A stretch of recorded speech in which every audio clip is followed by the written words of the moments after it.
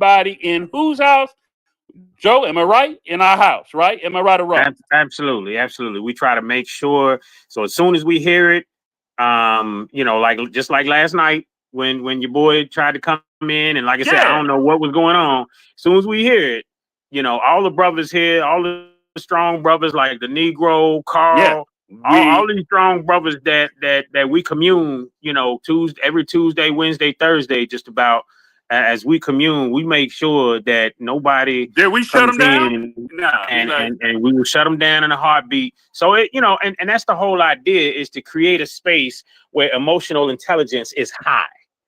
All right, these are brothers who know how to commune and control their emotions. You know what I mean? So we not over here trying to be on that bull, and that's important, because we want everybody to be able to walk in here, strut in here, however you come up in here, and know that what, they're not about to let nobody berate me. We're gonna ask questions. We'll go back and forth, and that's cool.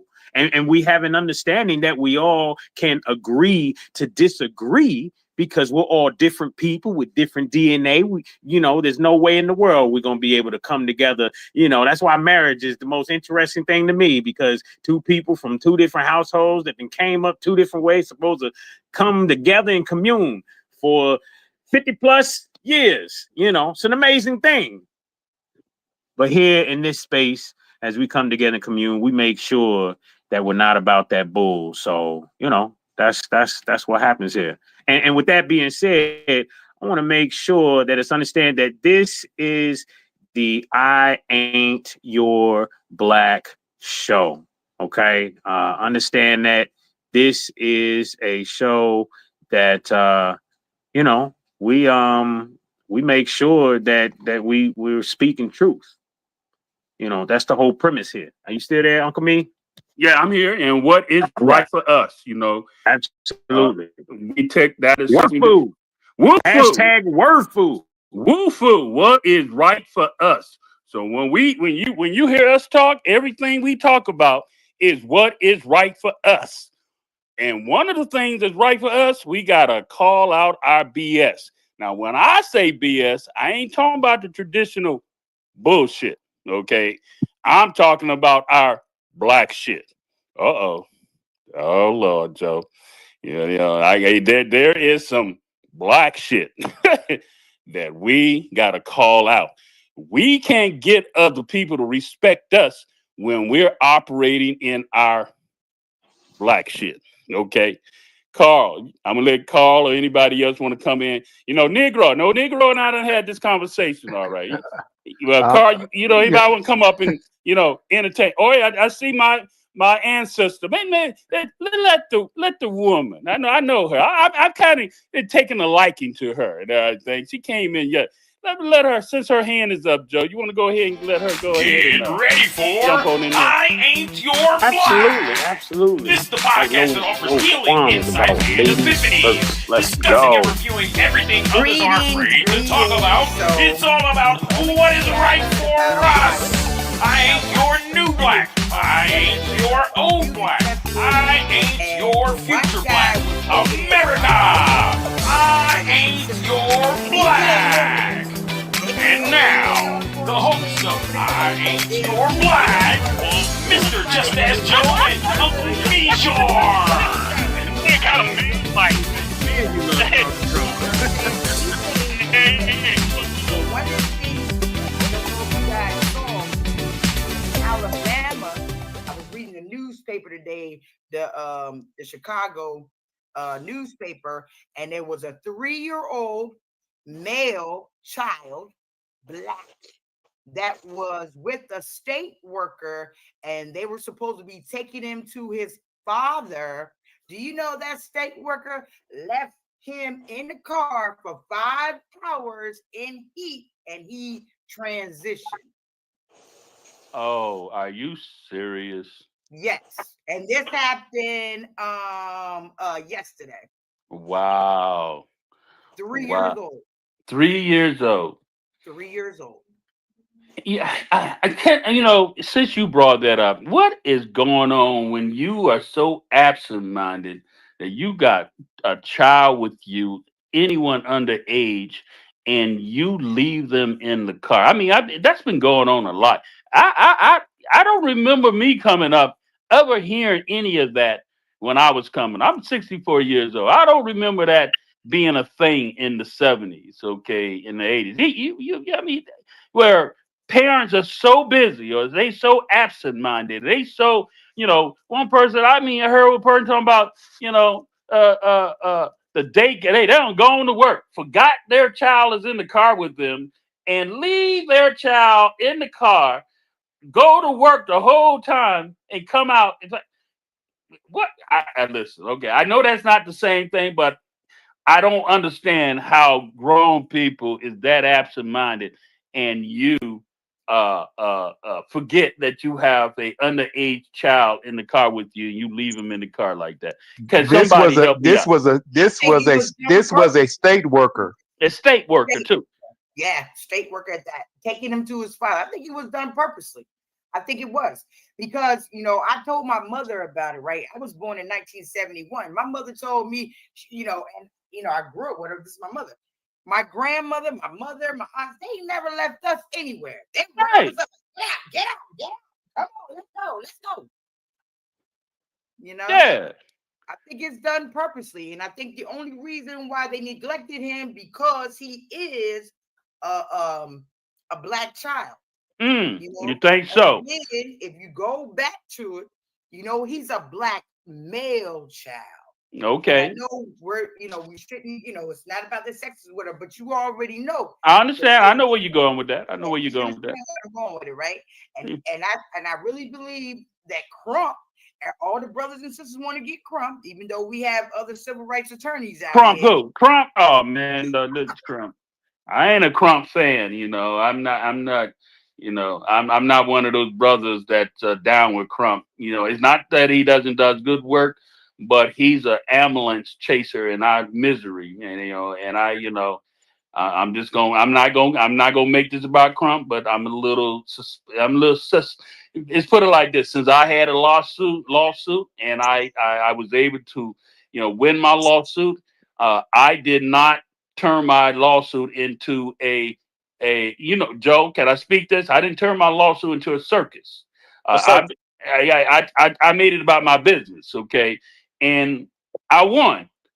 I didn't have to turn it into a circus. Okay, I didn't. Yeah, if you had called up Crump, then you definitely would have. And y'all got to understand too that we are, we are here in Louisville, Kentucky. Crump and has made a name for himself here, especially with, of course, with the Breonna Taylor thing. Taylor, right? Yeah. Even one of the films that my film company, Hype Vision Studios, we you go look on YouTube, look up Hype Vision Studios, and we have a short film called Face Mask, and at the end of it, there's a scene where a brother gets shot, and it's satire. But as he's whining on the ground getting shot, he jumps up and points his fingers out, saying, "I'm calling Benjamin Crump." So he's funny around here. So Yeah. So we got history with Mr. Crump here in Louisville, Kentucky, and everything, and he came and did what he did, but. Anything else you want to say, my ancestor? You gonna give anybody else who want to jump up and say anything? This is just so you understand what this show is all about. What is right for us? We talk about anything and everything that's not talked about to correct or address to improve what is right for us. See how we just did that? Anything and everything that requires to talk about what is right for us. And unfortunately, and I'm going to keep this real, I have no problem because I already posted this. I had no problem. I'm a grown man and I should have the rights to speak on anything that I feel that is a harm to us. And the first thing I address, our men need to handle their business. Men fathers, husbands need to handle their business. And when a man is handling their business, I believe our women and our children have a covering that they can look up to. So I don't believe in dogging out our women, okay, without first addressing our men. Now, some of our brothers I've had in these earlier shows, a lot of brothers came at me, wanted to just specifically, harp on the women. I say that many of our women are the victim of the absence of us being able to handle our business in the early years. So we have to have somewhat empathy. I do understand that a lot of our women are operating out of pocket. There's a lot of things, but we can't beat them up when our men have not been in their rightful place. Now, I don't know. Some people may not like that. Okay. But I'm not going to sit here and allow anyone to just rag on our women. Okay. And we're not dismissing how right it may have come about. Right. There's a lot of ways it came about. We're not dismissing that nonetheless. So just understand. Now, I know we got a few hands up, and I think if I'm correct, it was the Negro and then Egyptian. Yeah. Well, I just want to finish out what I was saying. So go ahead, my ancestor. Right. I think that, something needs to be done about that. I know it was at Alabama. They have the Justice League program that's down there, but this worker that left that baby in that car need to be fired. Amen. Amen. I mean, fired. No doubt. No doubt. And I yield. Thank you so much for letting me speak. No problem. And you're welcome to come hang out with us anytime. Anytime. Go ahead, Negro. Man, you see how y'all trying to set up a Negro. I peep that nonsense. Come on now. Yeah. You joke. I'm just saying. I'm just saying. We just saying that. We saw. And remember. Nobody knew who it was. You just made that known. So. We were trying to keep that on the. We were just trying to keep it on the quiet and everything. We weren't gonna try to bust you out and everything. I'm talking about you the setup right now. You trying to go before the chick or lady over there, Egyptian. Yeah. I peep that. That's what I'm talking about. But y'all trying to bust me out now. I'm peeping it. Hey, you ain't wearing your feelings on your sleeve now. You round brothers. We love you now. Don't get all. No. But how we call her a chick? Lady. I said lady. Okay, yeah. Okay, all right. Because last night it was, a totally different. I didn't hear chick last night, but it's all good. Let's go, Negro. What you got for us today, brother? You let Egyptian go. You're gonna let Egyptian go. Oh, all right, that's cool. Okay. I like that. All right, we're gonna continue the ladies first, Miss Egyptian. Go ahead, sis. Hey everyone, I just wanted to say hey. Introduce myself. My name is Egyptian, and my ancestors. She invited me to this space. I actually call her auntie. What's up? Because she actually do be having some good conversations. We do have good conversations every time we're on spaces. So I just wanted to see what you guys were talking about, and I since I've been in here, I'm liking how the space is going. So I just wanted to introduce myself. So let me say this, Michon. While you guys are here, share the space so we can get it on and popping with the algorithm. So share the space. Thank you very much. Absolutely. Appreciate that. Absolutely. Go ahead, Negro. Oh, is she done? See, y'all just love setting up young folks. Setting up these young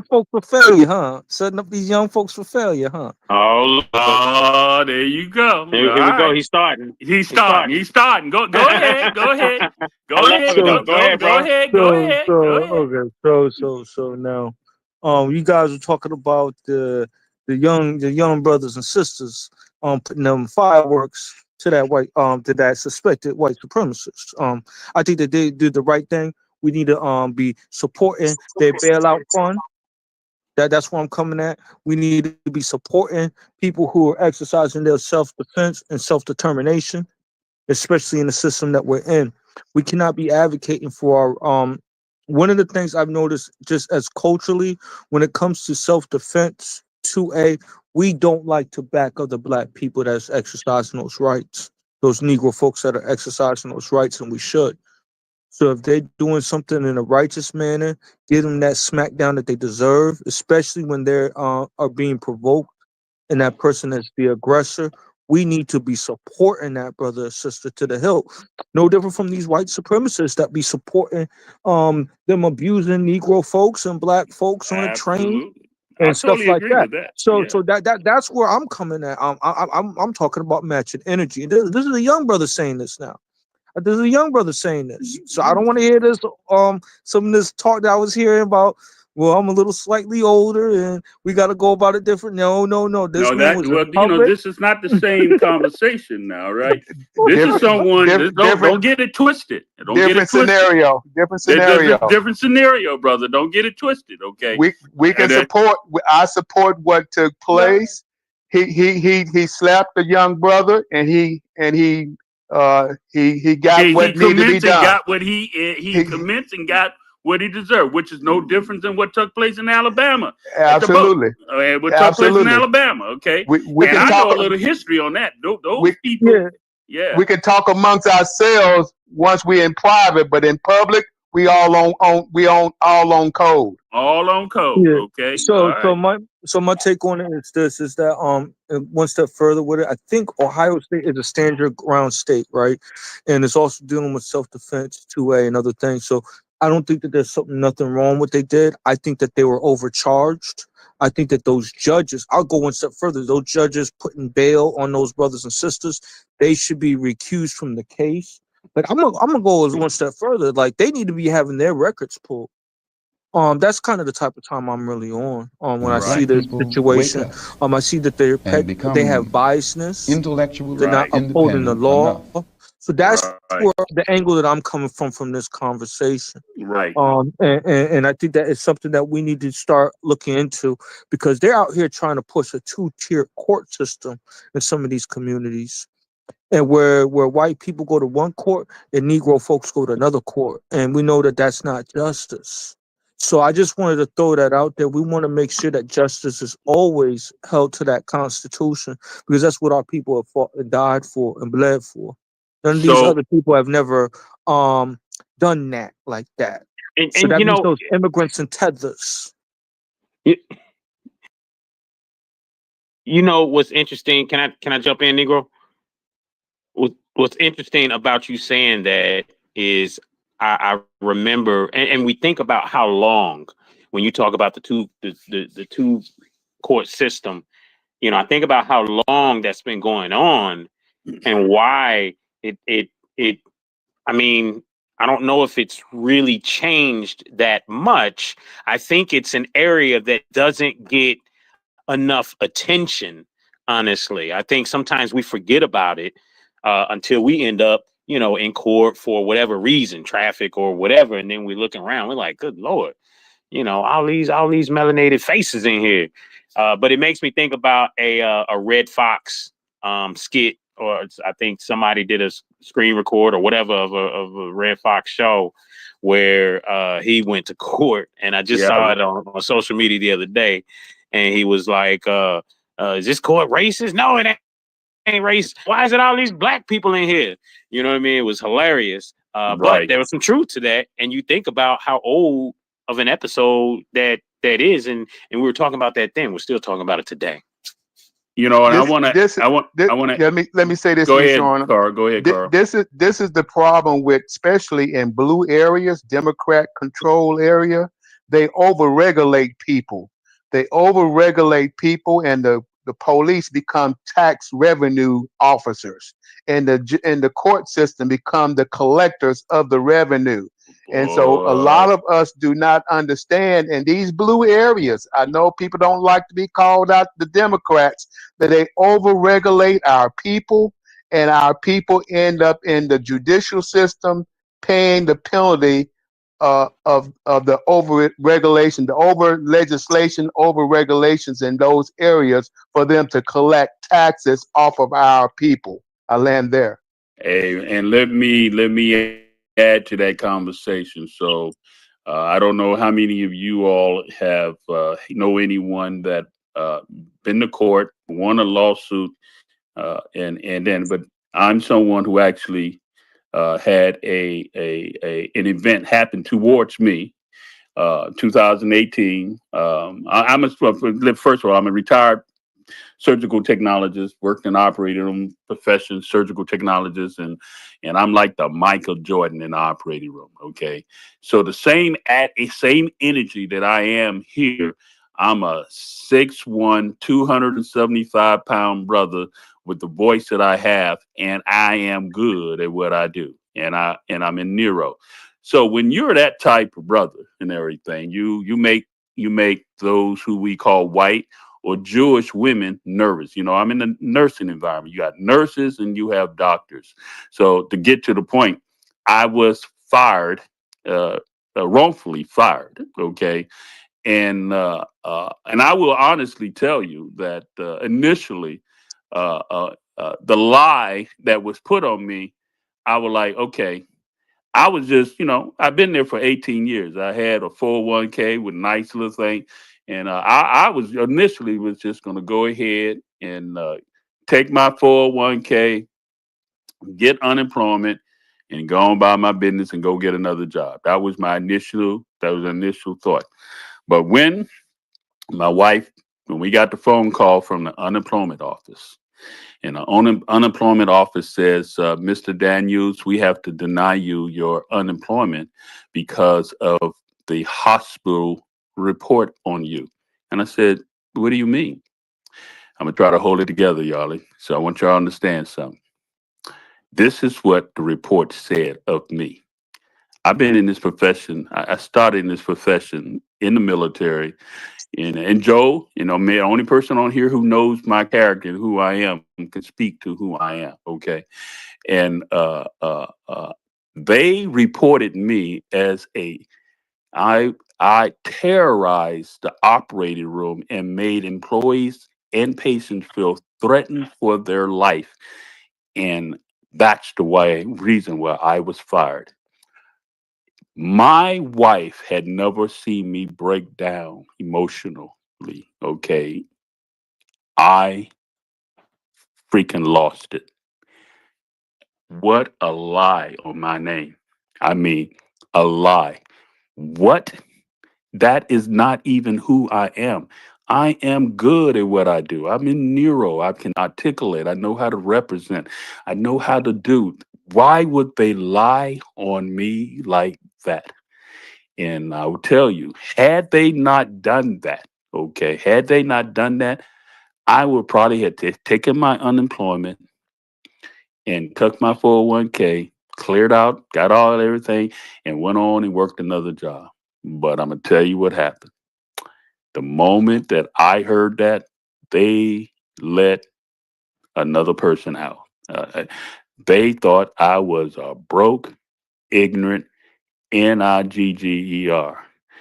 They didn't know who they was messing with. I'm a retired E7 from the United States Army. I have worked in that profession at that time for 38 years. My wife had accumulated a tremendous amount. My wife and I had accumulated a certain amount of, investments and savings and everything. So I wasn't the broke, ignorant Negro that they could pass judgment on me. And I was supposed to just, take, take my little firing and go on by my business and everything. And they didn't know that didn't happen. I filed a lawsuit, and I'm not going to tell it all. I filed a lawsuit. It took me 5 years, okay? But here's what they were trying to do. And this is what I'm going to say this, and I think this is probably the most important thing. They were trying to outweigh my financial status, okay? I had the means to fight the battle. Let me say that again. I had the means to fight the battle. I had the courage to stay in the game. Okay. They tried to outweigh my ability to stay. I don't mind telling you, I invested 10K up front of my own money and got a return, an inheritance return 5 years later by getting my respect. This they did not see coming. Okay. And so this is the things that when I think about the times that we in today, if I'm going to say the most important thing that I'm going to ask each and every one of you who's hear the sound of my voice, the most important thing is to live under your means. My wife and I was fortunate. We were making a 6-figure income living under our means. What I mean by that is that we got approved to be able to buy a home for $500,000. My wife and I said, well, why would we want to do that? So we will be mortgage broke, okay? Paying a mortgage just because we're trying to live for the Joneses, to live and have this nice big old house, $500 mortgage. And no, we didn't do that. We bought a mortgage. Okay, we got, first of all, our first home was only $45,000, which is, that's another conversation. Making a 6-figure income with a mortgage of $45,000, we saved a lot of money. And then when it was time for us to move again, we got approved for a $500,000 home. But my wife and I, we are already used to living on our means. Why the hell we gonna go put ourselves in debt like that? No, hell no. We went and bought a $200,000 home and was able to manage that. Many of us live for the Joneses and everybody else and everything and don't realize. So when that lawsuit came along, I was financially what? Solvent. So when they lied on my name, I had the what? Resources to handle whose business? My business. Okay. And with that being said, I'm a land there, that which I'm hoping that each and every one of you can read between the lines of what took place. Joe, before my answers, I want Joe to speak because Joe is the closest one that knows this. Speak to this, Joe, so everybody knows the context of what I'm talking about. Who taught you to hate the race that you belong to? Well, much so that you let's don't want to see. be around each other. Where to start? Because the funny thing is that there's a lot that can't be said. I mean, you can't say a lot, right? Because I'm on a gag. I'm on a gag. I can't give the name of the hospital. I can never tell any of you the amount of so money. let's just say it was a large hospital, and these white women did not like your strong personality. And the thing about it is that I mean, it's a strong personality that is very caring. I would say, for lack of a better terminology, to get to know Uncle Meshawn, is to get to know a strong teddy bear.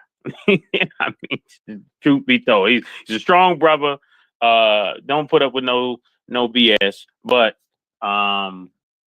he's a kind brother. So for them to do what they did, I think they, like you said, they really thought that, you took your money and probably just spent it all or something like that. They was just thinking you ain't had no money to be able to fight back.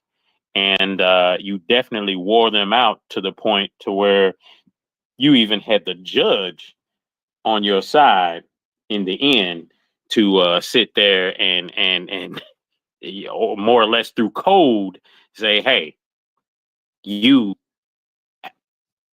got the juice now. That's pretty much what that judge said. I know we want to go to some hands, and I'm back and forth in the kitchen dropping some short ribs. Who was first? Can anybody tell me? My ancestor. Okay, my ancestor. Let's go. Hey, man, y'all let the Negro finish No, his it was turn, Negro. It was Negro, Egyptian, and ancestor. Okay. Okay. Thank you, Don't Carl. Negro, Egyptian, don't let them run it. ancestor. Don't let them run it. Thank you, our other co-host. So, Carl. yeah. So Carl is our co-host. I'm sitting on the sideline and letting them co-host. Go ahead, Carl. You called it. You know who was. Go ahead. Negro. Okay. So since I wanted to go a little bit more about this criminal justice system.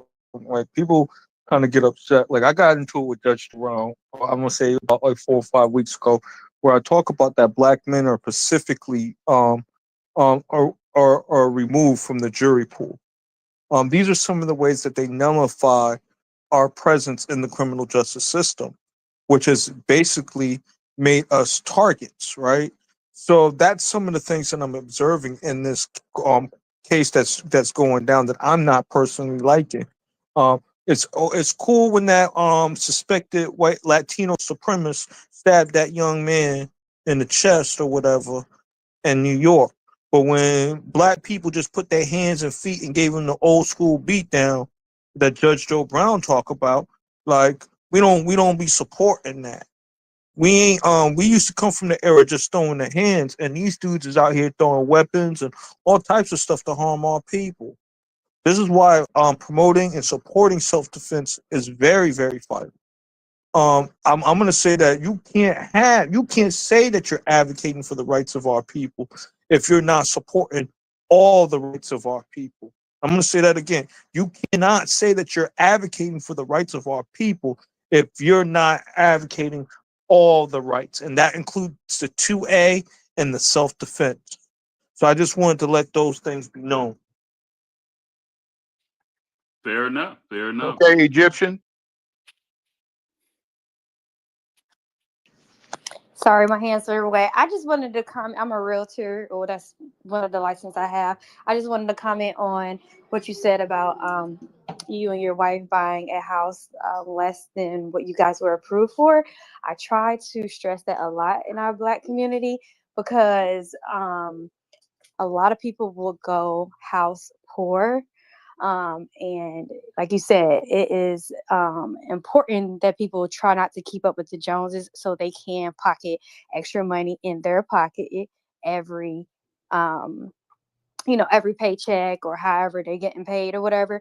So that is just something I just wanted to comment on because that is something I stress all the I don't want to cuss because you say you don't like people cussing in your space, but all the time because that is very, very important. And some people want to have something bigger and grand and stuff like that. It's like, look, slow down. Sometimes you have to think about like where you can go for your money. Think about the equity you can get, and then go from there and make that your stepping stone. So yeah, I just wanted to comment on that. And so before you go to the next person, let's stay on this a little bit, man. So I just told you I want to put some content to that. I was coming out of a bad marriage in my first marriage. So I was 200 I was in a bankruptcy. So when I married my second wife and everything, I was in a bankruptcy. Okay. So she couldn't even use, even though I was making the most money. Okay. My wife, so she was a first, you as being a realtor, you can understand it. She was a first time homeowner and she was able to take benefits, and we was in a low income. My wife, we could have lived anywhere in Louisville, Kentucky, but I was practicing happy wife, happy life. My wife is from Louisville, Kentucky. I'm originally from Miami, and she wanted to stay where her family was in the hood. So in the hood, the home, this nice brick, I just 1500. wanted to tell you that my mom's side of family is from Louisville, Kentucky, so I always So you already know. So Yeah. when I say West End, you know what I'm talking about. I sure do. Yeah, yeah. So we can just talk, okay? So you know what I'm talking about, all right? So we're talking about a 1,500 square foot home, total brick and everything. Anywhere else, this same home will be 250, maybe $300,000 home. In the West End, we was able to buy this home for $45,900. Same architecture as is in the Highlands. In the Highlands, that very same house, because I saw it. The same figuration of the house that my wife and I bought. We saw that home in the Highlands and everything, same exact model. $250,000, $300,000. But in the West End, okay, that home went for $45,900. That was that was my wife and I got married in 96, and we bought a home in 96. 10 years later, so we got it appraised. It was appraised for $90,000. Okay. So we took the $50,000, okay, fixed the home up. 10 years later, this is it. You as a realtor, I want you to understand the context of you're gonna really flip what I'm about to tell you. You're gonna really flip. I already said you're a realtor, you're gonna really flip what I'm about to tell you. Because they ginger. Go ahead. Yeah. You there. But let me give you the context. So 10 years later, I just told you we got it appraised for 90. So we took the 50,000, 50,000 plus. We borrowed that money and we went ahead and used that money. Use that money to fix that house up. My wife is an instructor, man, and she got come from a line of brothers and sisters. Her brother came over and immaculate. We took all the paint and everything. Joe, you never saw my house on 40th Street, did you, Joe? You never saw my house on 40th Street. But if you ask No, I any didn't people know. who've been to my house on 40th Street, that house was immaculate. And if you know any of those old homes and you've been in the West, you know what I'm talking about. We made that house look immaculate. It was beautiful. Wood was back, the hardwood floors was popping, everything. Okay. I do, however, understand Miss Jackie. And you've been around my wife, so you already. She wasn't going to live in, even though living in the West End, she wasn't going to live in no BS. So Right. though I Yeah, didn't so you see know the my wife. home, You've I been do around my understand wife. Yeah, you know that she made that if house. you say it was pop. immaculate, then it was It was immaculate. immaculate. That house was immaculate. 10 years later, we got, because of what you was about to say, gentrification, we get a reassessment of our home. Remember, I just told you it was appraised at 90,000, right? We get 10 years later, we get a reassessment that the home got reassessed for 39.9. Wow. Mm-hmm. I wouldn't have guessed that number though. Yeah, I know. I do. Yeah, 39.9. In 10 years? Yes, Wow. 39. So that means that. Especially down the West End. Yeah, Well, yeah. I can't say that my grandmother. Oh, not my grandma. I'm sorry, my auntie. She lived in the West End, and her house. They keep a lot of people on her block. They want her house because it's big. The houses, some of the houses are older, and they're older, and like hers is. I wouldn't say necessarily in good shape because she's older now. Yeah. But her house, the rooms are big. Big, like, right? A lot for the you're getting a bang for your buck because they don't make homes like that no more. And her house is huge. Yes. No, our homes these days are. Yeah, she has a big full wraparound porch, like the rooms. Oh, I bet her. On what? In what? Tell me what area? In Shawnee? On what side? Over there, close to the park? Yeah, it's in Shawnee because my mom, she went to Shawnee. Oh yeah, so she got one of those big. I call it big colonial. Yeah, she has one of them. So like they've been trying to get her house for the longest. Oh yes, most she definitely. Has one of them big houses, but it's an older home. But if one of them white people come in there and get that house, I mean, I know they're gonna put money in it and they're gonna invest it and all that stuff. But I'm pretty sure I never looked up how much it is worth right now. But I'm pretty sure she can get a lot more. Oh yeah, well, right now they're doing a lot of things. But when the time that they came and appraised my home for 39, it was we were talking about a tremendous amount of violence. We talking about crime. It was a lot of crazy stuff. My whole community had changed in 10 years. When I first arrived there, it was older people there were taking care of their property. In 10 years, we had dope dealers on both sides of us. We had, renters, people who were renting and everything, and they were just crying. My wife no longer felt safe, going outside the community and everything. My car insurance and homeowner insurance went up and everything. It was extremely crazy. But here's it. I'm gonna go get to the hand. Here's what happened. So it's real talk here.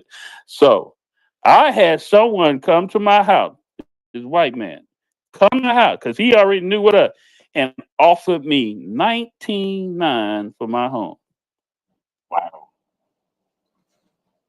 Do I need to tell you what I just said? $19,900 for my home. Yeah, I'm like looking like, are you serious? I mean, he thought I was booty foo stupid. Are you out your? I told him, are you freaking? He's sitting in my house. Jack, my wife, my immaculate home. Okay, immaculate home.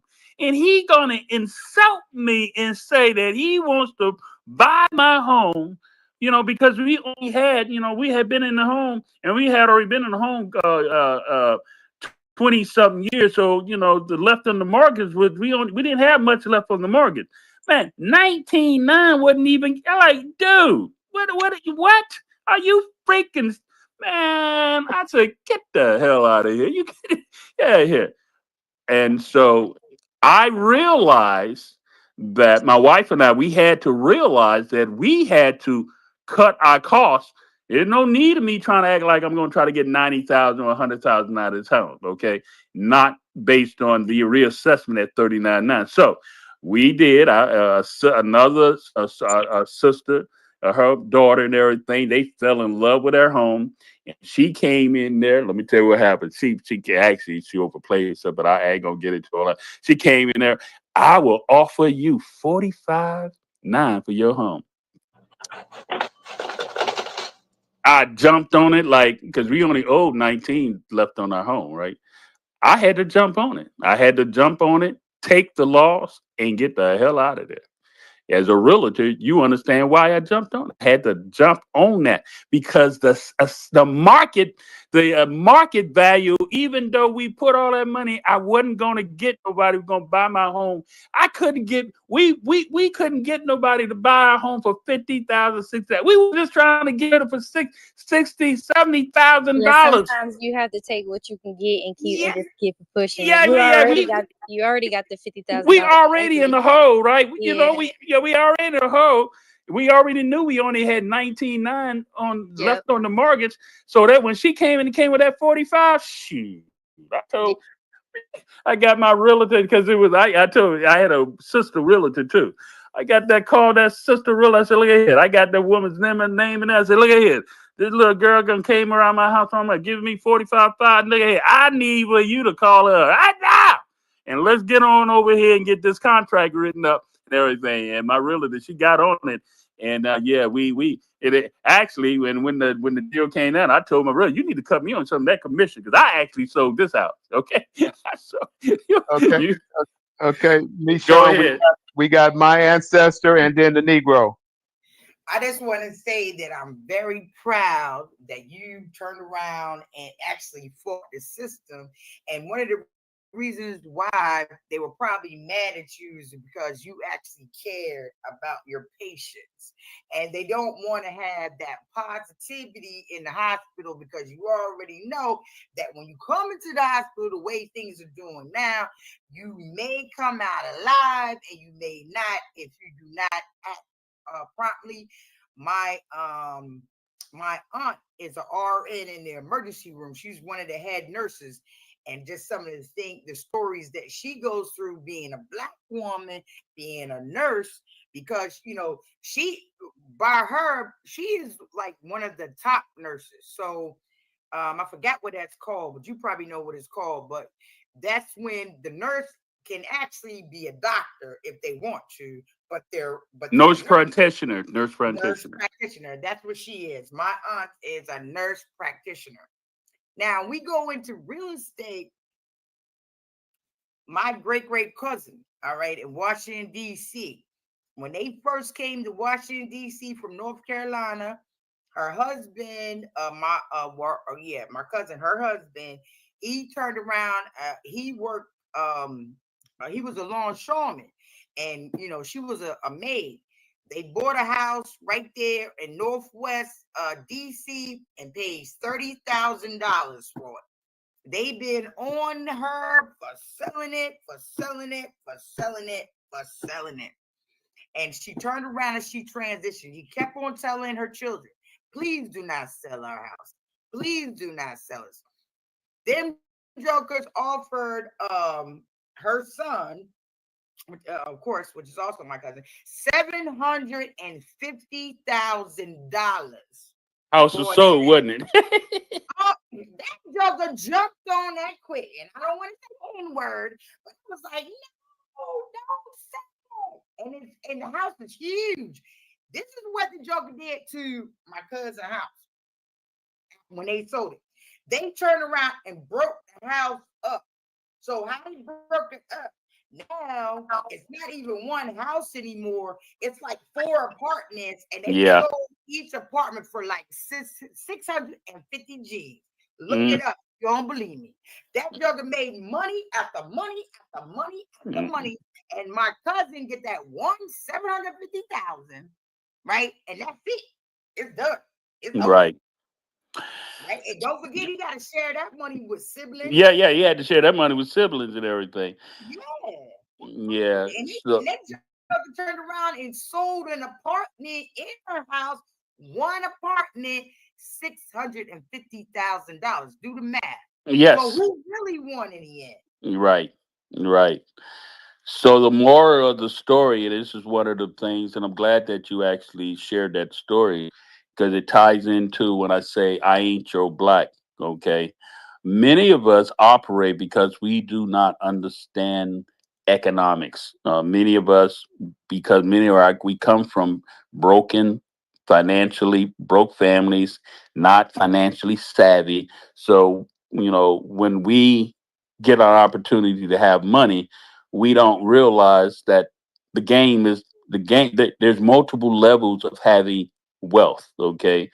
But when you don't come from that, you see these numbers in there. And I'm fortunate that I was a licensed insurance guy, licensed investments, knowledgeable about finances and everything. So, when the judge, when the hospital tried to offer me $10,000 or $50,000 to, the moment that they was trying to offer me money, you already knew you had them.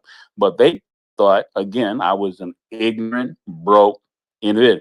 Some of us would have been happy to accept that 50,000 and everything because why? Maybe $50,000 might have been like good money. My wife and I. But just to give a little more depth, you learned in the midst of that 10,000 is like that number. That's that number that they start with us. Yeah. And I'm not saying you learned that because this is something that you peeped. No, you learned this because you literally heard this. Yeah. From Lord, we actually who were in the midst of everything. Yeah. Well, what he's bringing up, what I heard, I didn't even know this. I mean, I'm in the midst of all this and everything, and it came to me that it's a common understanding among white attorneys dealing with corporate business and lawsuits that they say this actually, and I'm gonna say I was told of an attorney, a brother attorney, when he heard what I was going through, he called me. He told me if he said, "Brother, I'm going to tell you something. If you tell anyone my name on this, I will deny it." He said, "But I want you to be aware of this." And this is what he told me. And I verified it with, I had a Jew attorney too. Okay. My attorney was Jewish. Come to find, let me qualify.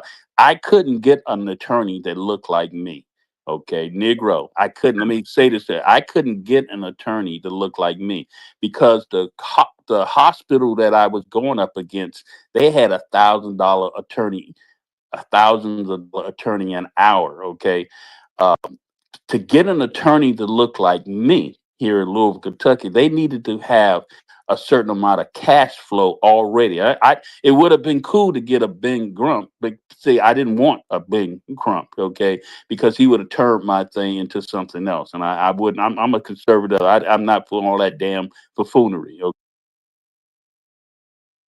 So what happened when the brothers told me, Sean, there's no way. This is later when they told me there's no way I would have been. I don't have the. It's a terminal. I don't have the cash. I wouldn't have had to cut. You would have had to pay. I know what you're talking about. It's the perk. Yeah. Right. They did not. There's certain. Can I break that down? Yeah. Go ahead. I want to. Very educational stuff that we're talking about here. Very. So what the brothers describing this is that there's certain cases that lawyers will foot the bill because they know that they're going to get the money on the back end. Right. So that's what we mean by the purse or some of them, if it's a woman, they might call it the kitty, whatever. But the point is that I'm trying to highlight is that there's money that of cases that they know that it's going to be what they consider a slam dunk. Right. You could be blind, you could be crippled. It don't matter. She gonna win it. Right. Or he or and they know it. They know it up front. And but you gotta foot the course up front. Yeah. I just wanted to share that because I don't think people are aware of some of these legal jargons that we're throwing out there, and I do want to make sure that the room actually understand what we're putting down. Very good. Appreciate it. I knew you would. That's why I called your name. That I knew you would know that. Okay, Mr. Miles and Professor, do y'all want to say anything? I got you on speaker. Mr. Miles and Professor. We all good? Okay. Let me say this right quick. Back in '79, I was 19 years old and I was working at one of my first jobs. And there was a black guy who was inspector. He had already been there 15 to 20 years before I. So he had been hired back in the late 50s, early 60s. And he kind of mentored me. I'm just a young guy, 18, 19 years old. Got a manufacturing job driving a forklift. This was in '79. Anyway, on one occasion, he drove his brand new truck and his brand new boat to the job on a Saturday morning. All this time, he was working overtime at his job. He was working 2-3 hours a day over and coming in on Saturdays, working half day on Saturday. So he was making boo-hoos of overtime. Okay, follow the logic. Now, this particular Saturday, for the first time, he drove his truck and his brand new boat to work. This was the first time he ever did this because he had already had the boat and already had the truck. The very next week, all the overtime stopped. And he pulled me aside and he said, "Young blood, let me tell you something about these people. As long as I hadn't drove my truck and my boat up here, the overtime was coming. But when they saw me with my boat and my truck, then they want to stop the overtime. But they don't know I don't live on my overtime. I live on my regular pay." He was living under his means. Under his means. And I was 18, 19 years old back in the 70s. I think it was in 77, 78. And this older gentleman, he was in his 50s, and I'm 19. He was teaching me a lesson to live within your means. And that lesson stuck with me all through my life, that he showed me how to live within your means. You can have a brand new truck, you can have a brand new boat, you can have nice things by living in your means. And I wanted to put that in there along with these young people buying these houses that they can't even do maintenance on the yard because they are cash poor. I land there. Brother, what you just said, Always pay yourself first. That's always pay. When I was in a space and I told someone, I think Professor was there, and I said credit score. I told someone, make sure you have a good credit score. Let me give you an example of what I'm talking about. When I married my second wife, and I told you I was coming to bankruptcy, so my credit score was under 500. Okay, because I was like, I didn't put my name on that application for the realtor. For my wife was for 45. For my wife's income, she could afford a 45. Do you catch what I'm saying? She could afford a $45,000 home without my income being included. Did you catch that? I was making way more money than her. Okay. Because I was a surgical tech and everything, coming out of Baton Voice and everything. But nevertheless, I had a 207,000 bankruptcy and everything. You know what I'm talking about. And my situation was not good. But my wife, she married me. I explained it all to her. She understood who I was. But it was no sense of me trying to put my name on that mortgage to do that. What I've done as a realtor, it would not look good, right? You as a realtor, it would not have been good, even though I had more You didn't money. need to, I don't mean to cut you off. I was gonna say that she didn't need to put you on Right. The application. She got that, and then after y'all got approved, all she had to do was put your name on a deed. Yeah, no.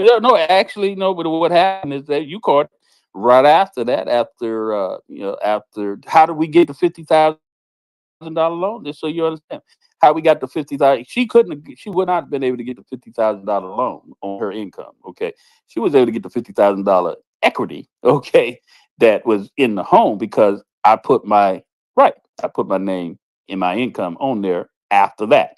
Did that make sense? That's how we was able to get Yeah, the you 50. waited afterwards. Yeah, I waited after. Okay, waited after there, and so that $50,000 equity came in and everything because not based on my credit score, but based on my what? My income.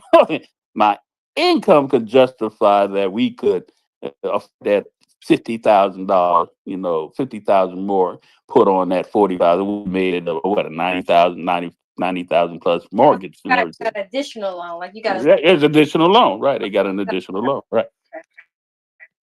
Is this and this is good conversation that what sometimes I go to these spaces and we don't talk about the right stuff that needs to be talked about to young people and everything. Everybody rag the older generation, but you need to be in the company of the people who talking the right stuff and everything, trying to give you some valid information and everything. They can help you out and everything. And I'm hoping by the show of hands here that you all have just a little bit we done talked about, you considered it been very valuable, information about learning how to navigate in the dominant society.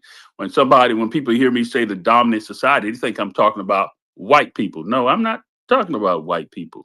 That used to be a time that, yes, our ancestors was fighting up against white people. But in all actuality, it was Jews perpetrating behind white.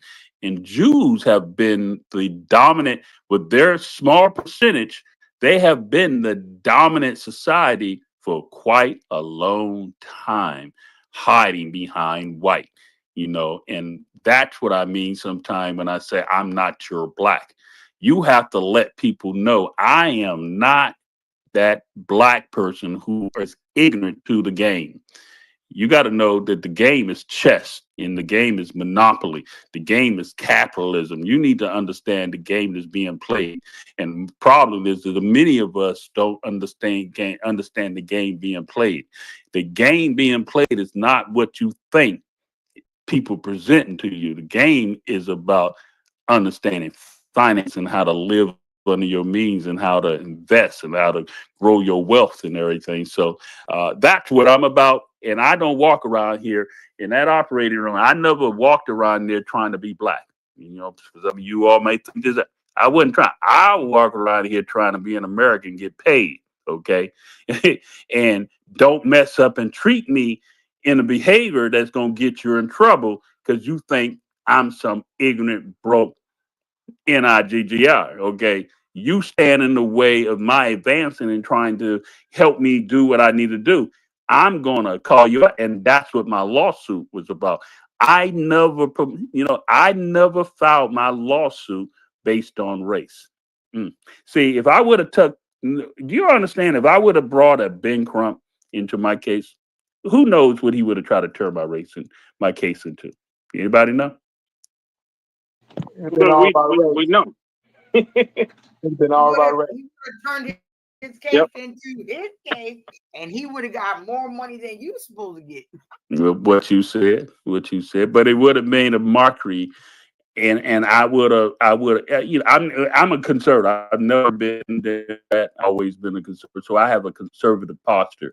I operate from an intelligent point of view, not an emotional point of view. So I would not have wanted him to come here. When the mediator came, the judge who mediated my case with the hospital, when she came to she ushered out all my attorneys, ushered out with just me and her. And she asked me, she said, Mr. Daniels, why is it that you do not have the NAACP and NAB or more the black community standing with you in this case? She thought it was, she said, this is what she said. She said, do you realize your case is as huge, if not, it's the equivalent as huge in the 21st century as Emmett Till? I looked at her, I said, yes, ma'am. I know.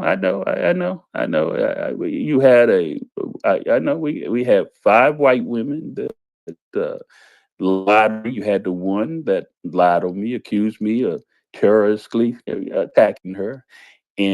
But why didn't you file it based on race? Before I answer the question, why did I not? I want to just entertain, make sure.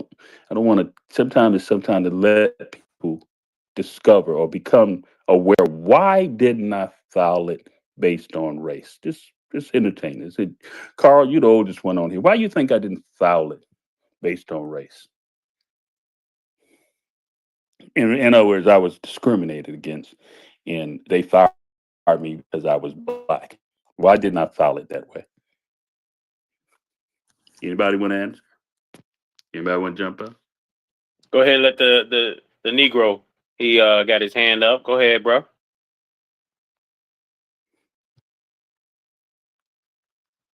I can't see him. I don't hear him.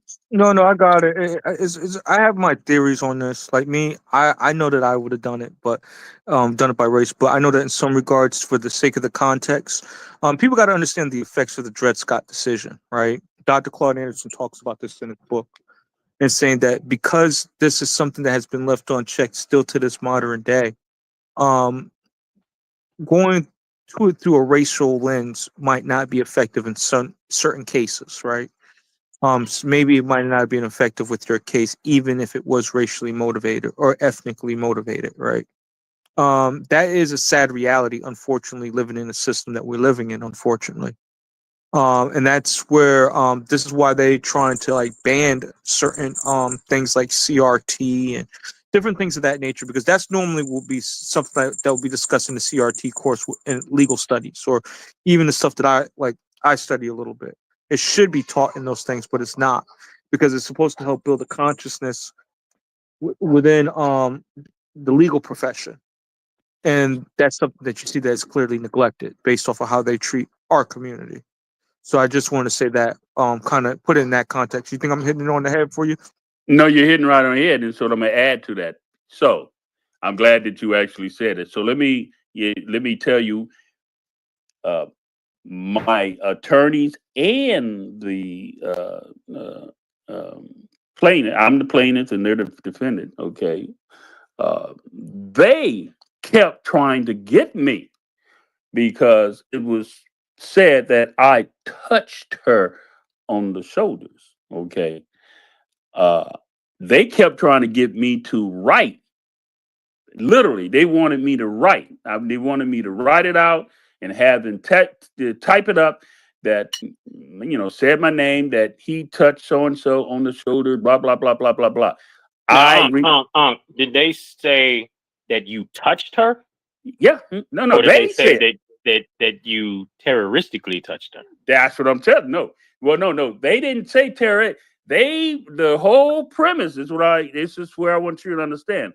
They wanted me to claim I touched this white woman. They wanted me to make it about race. If I would never succumb to me saying that I touched her. What I said, this is that. See, people are gonna say, because I had to have this argument with some people who said, "Well, me, Sean, tap and touch is the same thing." I said, maybe in your world, okay, but not my world, okay. If I, as a brother, 6'1", 275 pounds, write on a piece of paper that I touched her on the shoulder, what do that mean, people?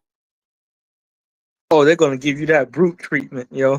They're gonna give They you would that have said brute that was treatment. that was They're just sexual looking at my harassment. yeah, but How you gonna go into rape? They're gonna go. Yeah, into they go take it and run with it. But here's what I did. I So would never. So to answer your question, me, Sean, it was more of a character issue, not a race issue. I sit back patiently. Some of the time, the most important thing when you're in discussion and having this is never telling what you already know, is allowing people to say what it is. Because what I'm about to say, it's not what I tell you, it's what you discover yourself. See, thank you, Carr, for saying that. See, if I would have told you all that, you wouldn't have believed it. Okay. I needed to be said other than me saying it. Okay. Now that Carl done said it, The reason why I didn't file it that way, because I was hired as a surgical technologist to do my in the actually I got to give she don't even know, I don't know if she really she kind of alluded to it. I was hired as a surgical technologist that knows my job, okay? And they lied on me. They lied on me. Okay. Lied on me. Okay. I stayed in the lie. They wanted me to chase the color and being a nah. So what I said, this is what I would never. I said, but I said, um, no, I did not. No, let me tell you, this is my app. When they did my affidavit, I said, me showing that we want to right here. We saying here that you touched her in the middle of the hallway and grabbed her, bloop, bloop, bloop, bloop, bloop. And they said it all out. And I said, no. I said, here's what happened. This is my affidavit, and this is what took place. Uh, I I was reporting a patient safety issue. This is where you was right about something, my ancestor. I'm good at my job. I was involved with a patient safety situation that occurred the weekend prior. The reason why I was trying to talk to this nurse about what was going on, she was so adamant about what the nurse showed up and told her that I did, instead of the nurse didn't tell her what happened the weekend. So when I reported to her and said, no, you're not listening to me, I came to attention. I'm a senior non-commissioned officer. I came to attention and tapped her on the shoulder. See the word I used? I tapped. You know what a tap is, right? I used one finger, reached across, tapped her on the shoulder, because she was talking out of pocket. You ever been in a room with people? Matter of fact, y'all experience it in these spaces sometimes. Y'all, how many people, yeah, professor, you know what I'm talking about. This guy want to give me a laugh. The people talking out of pocket, all out of damn pocket. They don't know what the hell they're talking about. They're running their damn mouth. They're running their mouth. So sometimes you gotta get their goddamn attention. Okay. Here I am standing in the middle of the hallway. She running her mouth. 38-year-old. Here I'm 60. I was 60. I was 64. No. I was 58. I was 58 that time. Here she is, 38 years old, my supervisor, standing in the middle of the hallway talking to me all crazy and everything, not allowing me to have 1 inch in at all and everything. And she's constantly telling me, you done this to my nerve. Woo, woo, woo, woo. So I came to attention, reached across, and tapped her on the shoulder. And it did exactly what the military taught me. It breaks the what? Because now it breaks the what? Oh, she said, you touched me. I said, yes, ma'am. I tap you on your shoulder because you ain't hearing me. I needed to get your attention. I am reporting a patient safety thing that took place the weekend before, and your nurse froze in the operating room. And I found myself at the head of the table with the anesthesia person saving that patient's life because the patient was regurgitating on his fluids, and anesthesia had yelled out, complaining about, I need help here at the head of this table. And when we asked for help from that nurse who had never been in this situation, she froze up like a deer. When I looked, when she heard me, I said, so I don't know. She didn't tell you the whole story. Yeah, she told you I yelled at her, but she didn't tell you why I yelled at her. Okay. I yelled at her because we was trying to get her to get to the front of the darn operating room with anesthesia. But when the anesthesia and I both saw that she was like deer like lost, I stepped in the position and handled the business. We saved that patient. Patient was good. Everything was good. When I did that, it is the key to this. Because I didn't make it a race, I stayed on character, stayed on principle, stayed on stayed on the principle of the matter.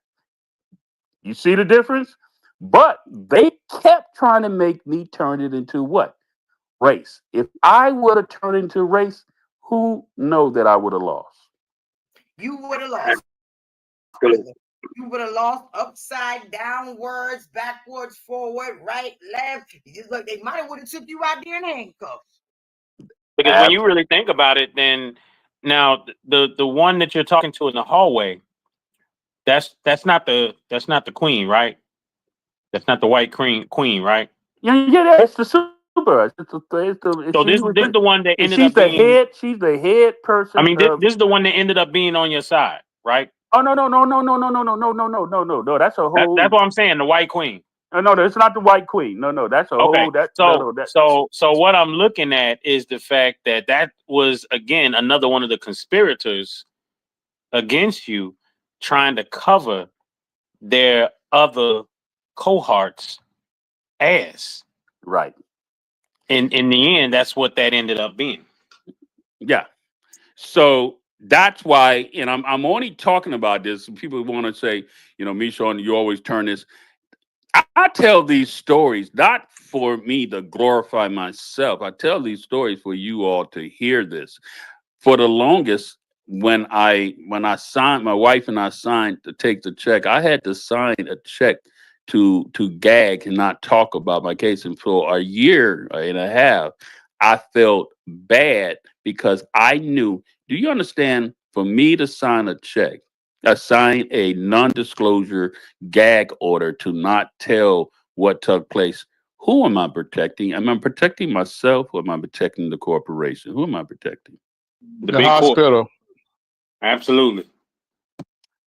And the deal is because, and I can only say this to you all: the amount was so.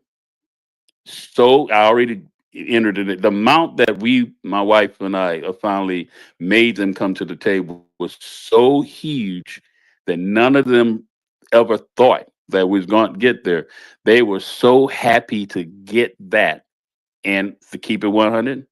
My wife had been dealing with me for 5 years. She too wanted this day to be over with because, Joe, I was I just so y'all know, I was a motherfucker. I mean, I was, I don't curse, but I need y'all to understand the importance of the frame, the mindset that I was in. I mean, but and people don't really understand. I mean, you could literally make a movie out of this because, I mean, you went from dealing with the hospital's lawyer that was supposed to be sort of an arbitrator that ultimately was really there, hired by the hospital to do you in. There you go, man. In the beginning. Yeah, that's right. And see, other people would literally, they would have taken that 10 grand. They wouldn't have known no different. Right. That this dude was really the ops. Right.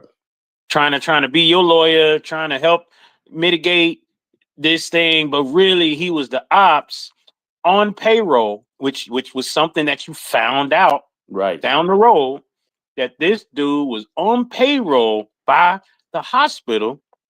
So first and foremost, to be your lawyer, that's a conflict of interest. That's right. And you had to, I mean, you went from dude giving you wrong court time information and you digging and figuring things. I mean, bro, that is a whole movie. And here's the thing, a lot of people go through it. That's exactly that's my whole point.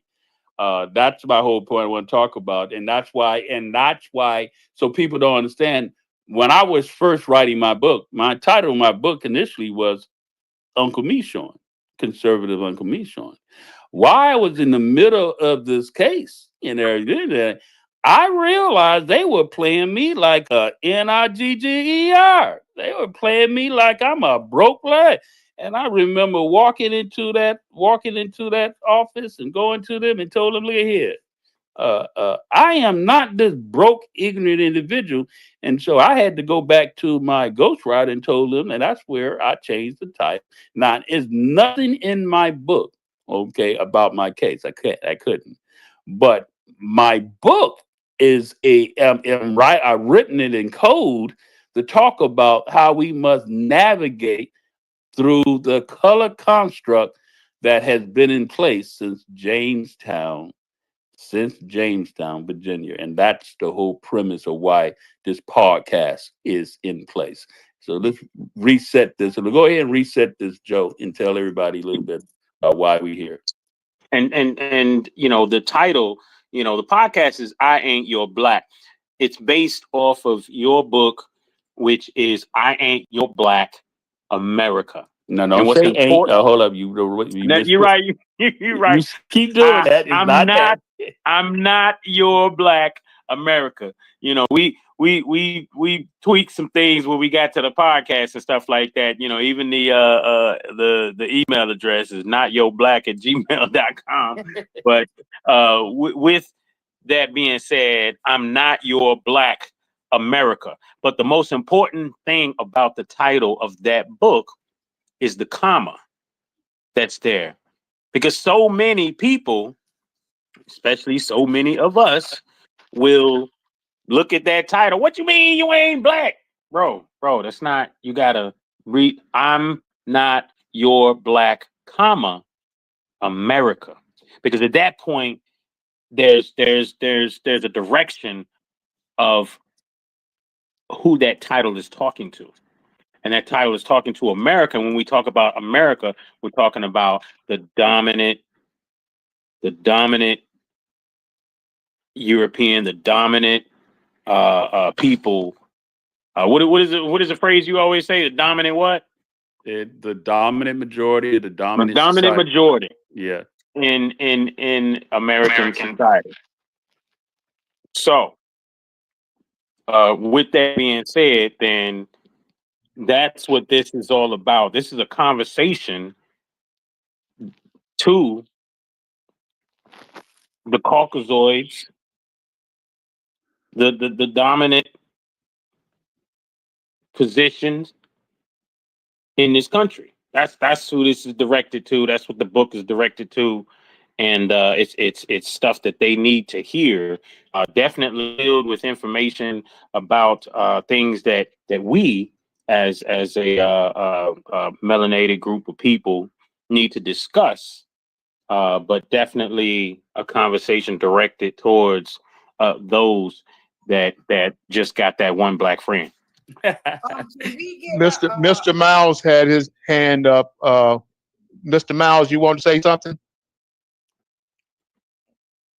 I was just gonna ask if we can get a copy of the book and put it in here so I can share it. And then also, how much is the book? Is the book ready for purchase? Oh, yeah, most definitely. He's already on his second book. Yeah, I'm getting ready. My second book getting ready to drop. What is it? What is it? The title of my second book is I Am Messiah. But you cannot read that book until you have actually read the first book.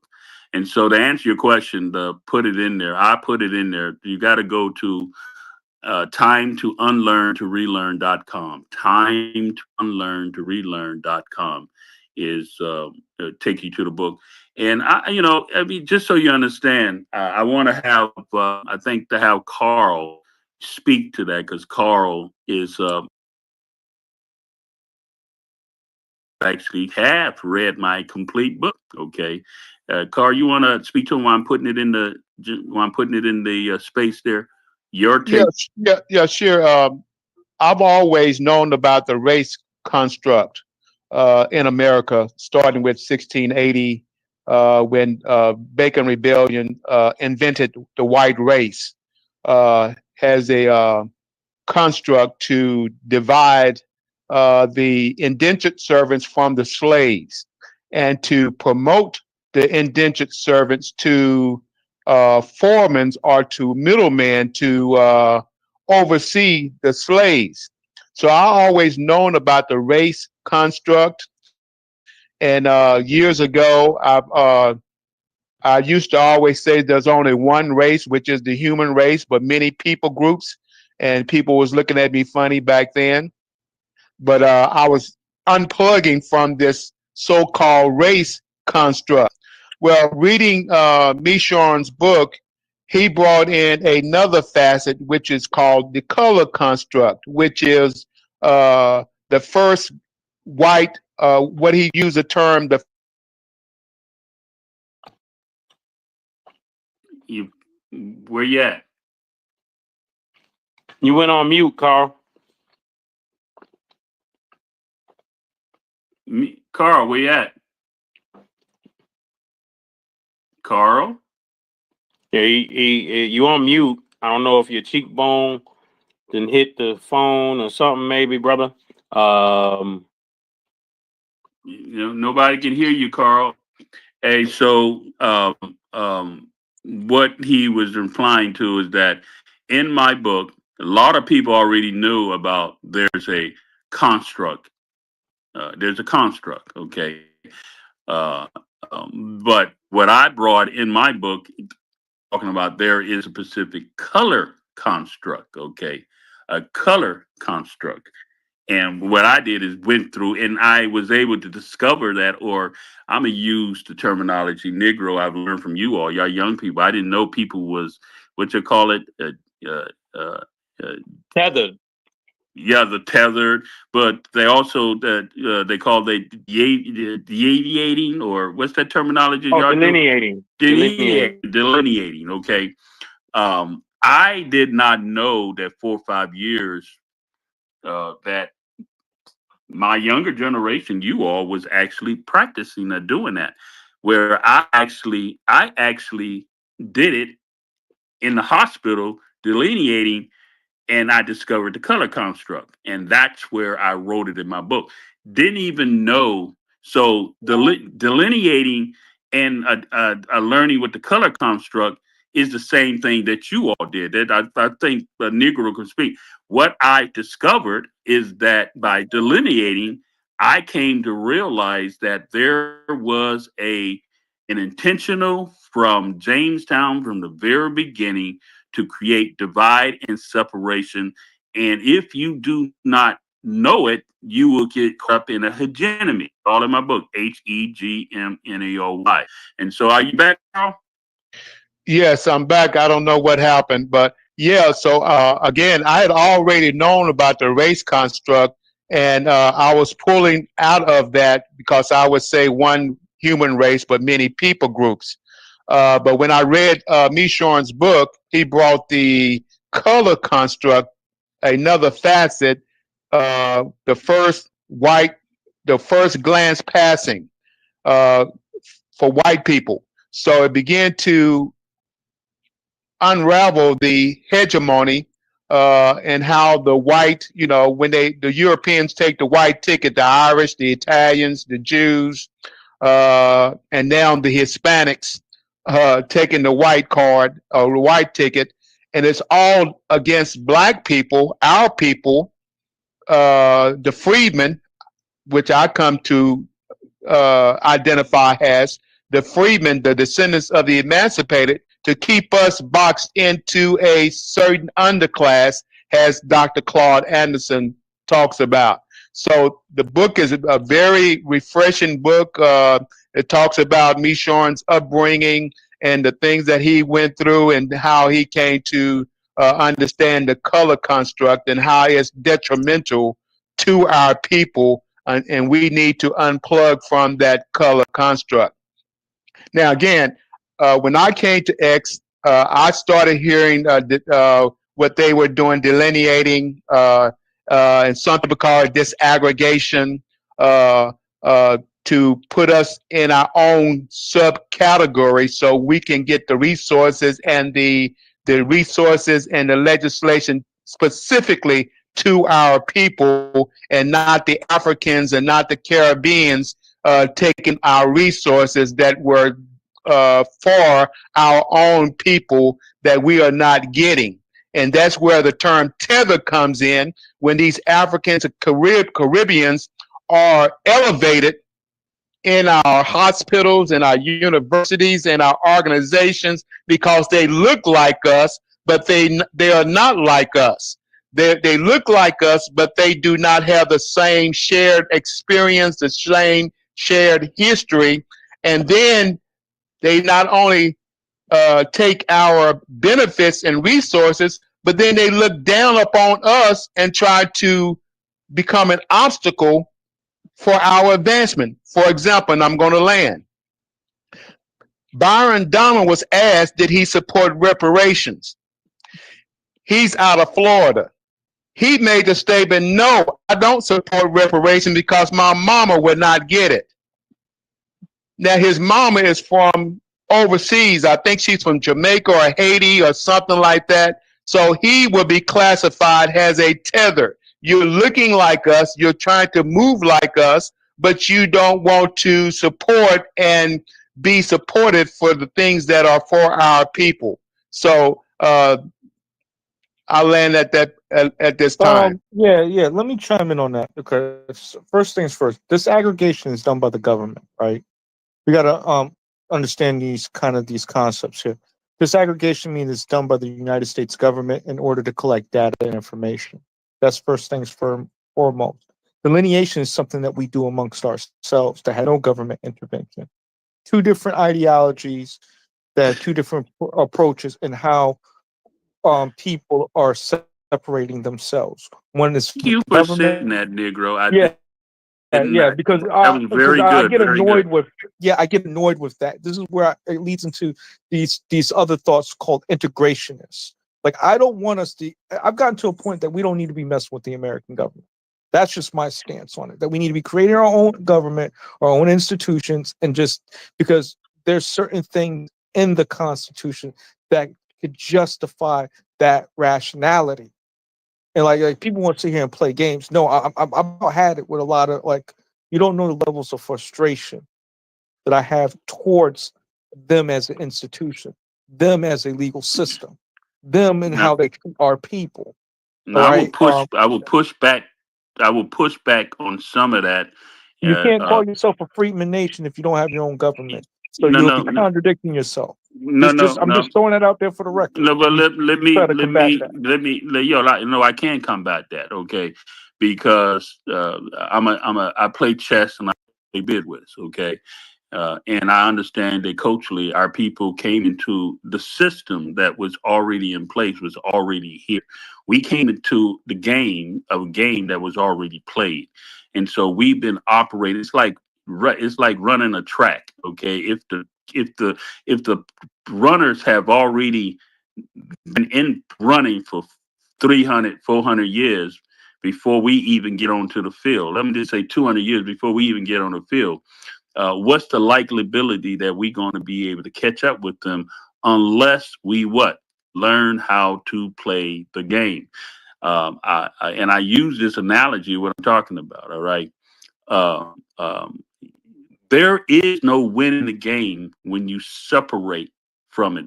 Okay. You can't win the game separating from something that you didn't help create. The better way is to learn how to play the game. And I use this analogy when I was playing chess with someone. It's a good analogy to help you understand. I know you put your thumbs down, but I want you to hear me when I say this. All right. The person whipped me. I mean, I'm exaggerating, but I give it this. Let's say the person whipped me 100 times, okay, playing a game of chess. The rules of the game of chess is the rules. I sat at the table say that I can play the game of chess. So the question is the person who I'm playing, are they obligated to teach me to beat them? And I need someone to answer that. No, they're not. They're not. Let me finish.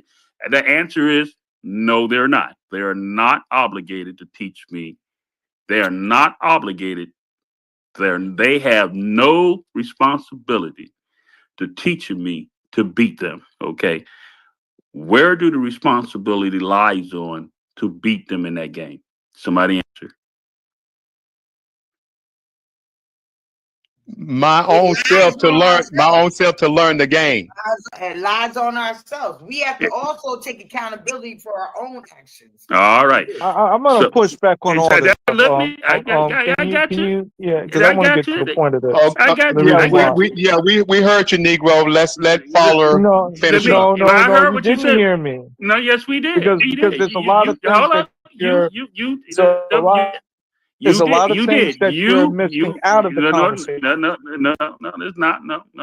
You know, we first of all, I didn't even interject that God put us here. Okay, we are creation put here. Okay, and we are supposed to overcome. We're supposed to overcome the condition that we're born into. Okay, my parents. Okay, I can say to you up front, my parents were way more ignorant, broke, and didn't know nothing, okay, about anything, okay? And they did the best that they could, okay? And yet, I must still love them for the best that they did, okay? But here's the key. My father came to me, and I'm gonna go back to this text. My father came to me. The last name that I have, which is actually my adopted father, not actually my seeding father, when he came to my 50th birthday, where I actually organized and put together a being roasted. I use this analogy to answer to your question, separating. When you talk about separate, I don't want to separate. I want to get my damn respect, okay, that I know how to play the game. And my father saw something. He said, at the end of the event, you know, I had over almost 200 people there at a roasting. I was being roasted. And all the people, there were 6 people on both sides. And I had multiple people there of all educational background and all ethnic background there. And my father, after the roast, and we had a good time. We raised money and we gave the money away to a charity. My father came to me. He said, son, I am so proud of you. I said, what's up, Dad? He said, you know, when Granddaddy turned 50, he wasn't even considered human. He couldn't even look a white man in the eyes. He had to get off the sidewalk and everything. If a white man showed up and everything, and he was 50 years old, they didn't even see him as human, as equal of being able to. He said, and son, when I turned 50, I was still being called a boy. And I was called a boy. He said, I could either accept being called a boy, stand up and be killed, or what the case is. It was just the way it was. Okay.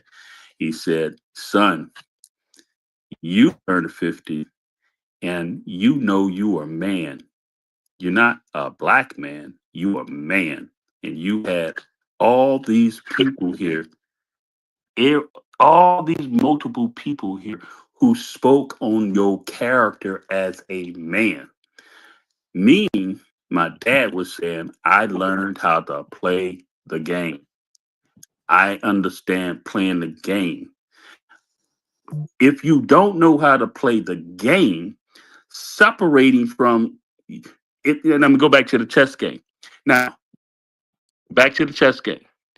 If I walk away and say, screw you, I don't want to play this game no more. I'm gonna go play over here.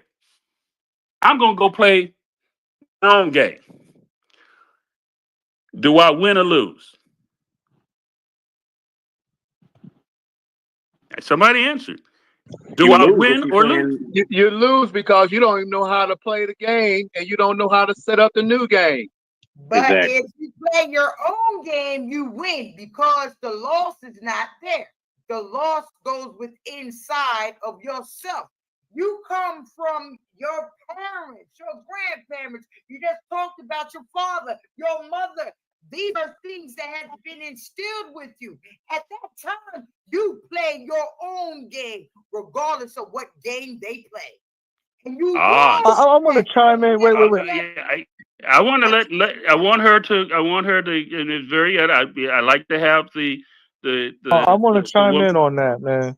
and I want you to get all that out. It's very important to allow you to express how you say it is important that I walk away from that game that I didn't win, and I lost it 100 times. Okay, didn't win it. okay, and I leave and I go play another game. So explain to me. But I'm still in the same. I'm still on the same grounds. I'm still in the same place. Ain't that it? But you saying I'm gonna go ahead and start a new game, and do exactly what? If I hadn't learned, I have not learned. Hold up. If I have not learned the original game that set everything up, okay. If I ain't learned that, if I ain't mastered that, I ain't mastered it. I ain't done anything with that. I don't know. I don't know how everything was put together. Okay, I don't know the U.S. No. I don't know the U.S. Constitution. I don't know the legal system. I don't know any of that. Okay. I haven't mastered and beat that. I haven't applied that. I haven't implemented those things. I haven't learned how to navigate. I haven't learned how to go to the court like what I did. I went in the courtroom and was able to win. I was able to win a lawsuit in a courtroom of the United States courtroom on my terms, okay? But on my terms, because I had what? Beat and learned the system. You think I would have been able to do that? Okay. You think I would have been able to do that? As I want to go back.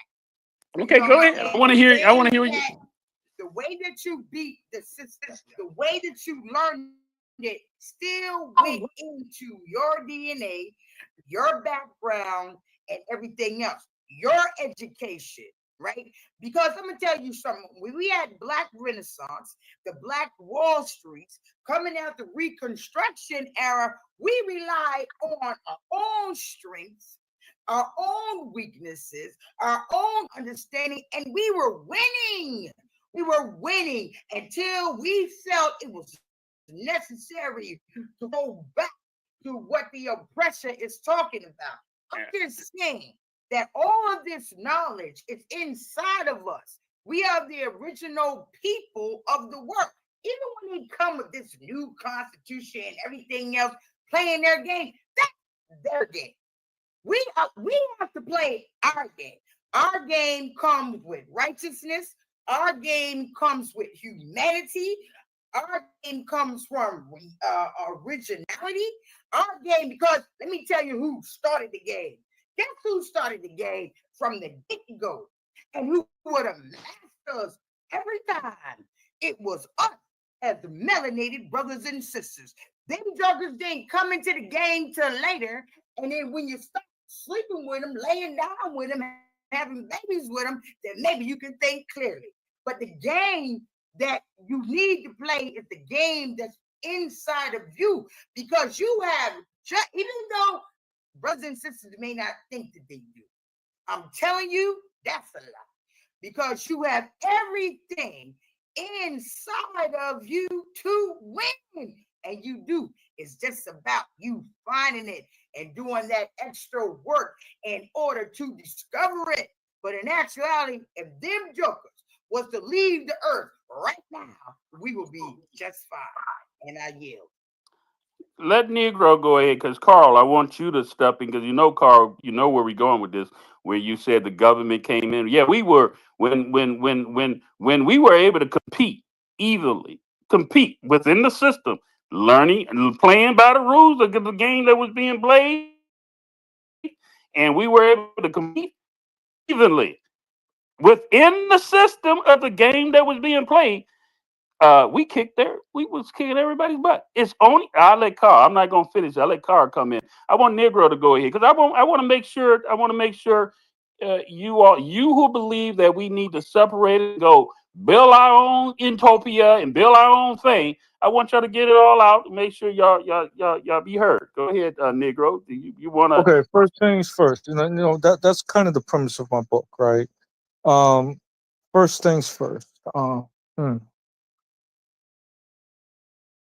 Delineation. The reason why some of us think choosing delineation is You don't have the whole time to talk now. You got to get it in. Yeah. I know you gave your soliloquy. Yeah. Okay. I'll be right to the point. I have a picture up there, right up on the wall, right? When we all get up and stand, when we all got all we got to do is stand up, and the game is over. What you want to do is still sit there and play their game. I'm not doing that. I'm done doing that. We have done that for over 400 plus years playing their game. It has not yielded the results as a collective. Again, the collective is what we're talking about, not an individual hollow victory. Yes, you might have won. That's good for you. But it goes down to that Muhammad Ali quote. What's the point of me being on a yacht when none of my people's in the yacht? And if you can't see the logic in that, then you're blind, baby. You're blind to the facts to who you are. And Okay. that's All the right. point where we're getting at. And if you want me to put it in a nice, plain, and simple way of understanding this, the reason why I said that we need to have our own government, because the government right now that we have is not supporting us. They're not giving us any funds when we have what they call it, hurricanes and all types of emergencies. All right. They're already genociding us all. So, and one thing we have not learned as a people is government respect government, powers respect power. That's how you play the game, for real, for real. And the only way that we can come into power, unless we have our own government and our own situations, no different from the Native Americans. All right. No different. All right. That means having our own land, our own rules. You come over there, you know what it is. Okay. See, you out here want to play their games, their rules in a nation that we built. Okay. I'm done with all that. And I think that a lot of the people kind of on my type of time have moved past that mindset. Because again, as a collective, it has not yielded a result, because if that was the case, we would have had reparations by now. We would have had an anti-lynching bill by now. We would have had hate crime bills by now. And that's the point that I'm getting at here. Okay. Have you landed? You got your point out? Is it you good? You good? Okay, before Carl come up, because I want Carl to add the conversation.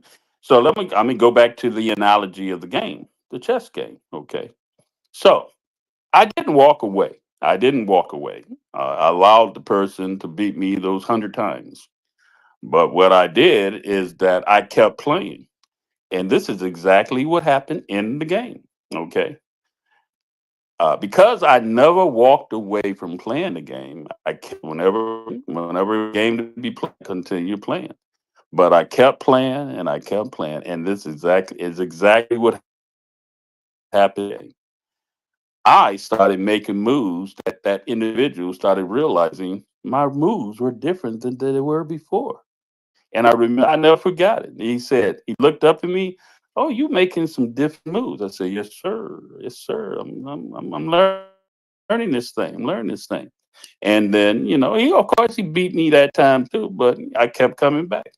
And kept coming back, and eventually I whipped. I mean, not only did I whipped him bad, whipped him bad and everything. And he looked at me, said, "You have gotten this game down. You have finally won and understand how this game is played." I said, "Yeah, I do. I understand how to play this game and everything." And you know what? It was interesting. He never played me again. I I, realized. can I I push look, on that? don't, but hold on. Let me land this and let well, look like Carl has stepped down. What I learned from that is that he came to respect me. Okay, that I learned the game. Okay, I learned the game to play him and beat him at the game. Okay, and that is no difference than NBA, football, all the NBA teams that do not get the championship. They every day they show up with the idea that they're gonna win, we're gonna win this game and everything, and they keep practicing to do what? To get to the point that they can get to the Super Bowl, be the top of the thing. And golf players, we see sports, okay? We would consider someone a coward, weak. a weak individual, you're going to go out there and try to form and create your own. That's no difference in people who tell that now you got young boys who can't compete in track and field or thing like that, and now they want to go and become little girls, okay, and so they can compete in track and field under girl because they can't do it as a male. Okay, so then now they're gonna go and change their sex and everything because they can't compete. So I think it is a coward move, okay, to say that I'm going to move and separate. See, white flight was a coward move of the dominant European culture. They thought moving away from us, okay, moving away from us was the better move. What actually when they moved away from us, they separate from the best of us that was moving in. What if they would have worked with us if instead of moving away from us, okay? They thought they was smart, bro. We're gonna move to the suburban community. We're gonna get away from Negroes, and we don't want to live with them. We don't want to do that. When our people who were financially capable of being able to move in neighborhoods and with them and everything, we were trying to get there instead of them embracing us, okay, that we were trying to live and live our life. We wasn't trying to run their community down. We wasn't trying to make them fit. We wanted to be able to live and exist just like them as an American. But the only thing they saw was the color of our skin. The first thing they did, they saw us as a Nigger. They saw us as a threat. They saw us and they moved away from us. Okay. But here's the key. When they thought it was beneficial to them, they started integration. See, the integration wasn't a benefit for us. Integration was a benefit for them. Okay. Because they started, integration was about the fact of sports. Culturally, we used to beat their butt in sports, basketball, football, all the things. So what started happening, it was about money. Okay, follow the money. We think integration was about them integrating for what was best for us. That's a bunch of crap. Integration was about the game of sports and the things that was going on, and they needed to because our people was kicking our brothers in sports and all those things. They wanted to integrate. So some of our young men would come to their white schools or their colleges and all this stuff instead of going to the black colleges and everything. And we thought they were trying to do that's the Jew game. That's the Jews pulled the wool over us, and we wasn't astute enough to understand. One of the things I like about the Mexicans, okay, they stay and they know who they are. We didn't know culturally who we were. We were so scattered, not realizing that we got played by the dominant European culture when integration came in. It would have been better for us who had stay separated, but stay separated within the system. That's within the system, like the Mexican. That's why you go to like here in Louisville, Kentucky, Joe. Am I right? You go to Louisville, Kentucky. Within the system, you got all these Mexican restaurants and stores and everything within the system. You walk in there. I like Spanish food. You walk in their restaurants and everything. These people don't even, they got it going on so much in the system that they don't even have to speak English. I can't nobody in the damn whole store speak English in American soil. Okay. They can't even speak English. Okay. But we able to go in there, stay operating just fine. My point is moving away, separating, and you do not know the game, how the game is played, you still lose. Beat you must beat the person who implemented the system. You must beat them at their game. If you don't beat a person at their game, you still lose. Carl, you back?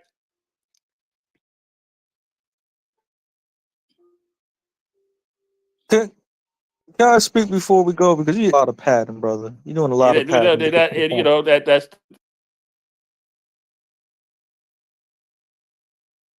the luxury of being a host of this show, and I get to pad and speak my truth and everything, and let others. And what the difference is, I'm not gonna beat you up for saying yours, but yeah, and you know, when I used to have my other show, I say that's the privilege and host privileges. Okay, I get to speak and hold ground and everything because it's the show that I'm trying to leverage and give some truth about what I think is right. Hey, Carl, I know you and I have talked about.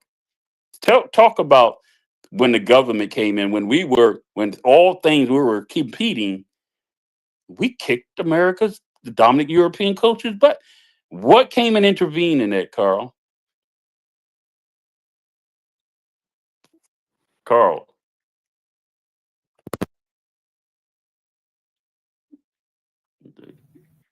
Okay, can you hear me? Yeah, I can hear you now. Okay, I had to go to my laptop. My phone died out at the pivotal moment. Yeah, it's all good what Negro is saying. If you would have did this 200 years ago, we were a people without a nation, and as a result, over the decades, America became our nation.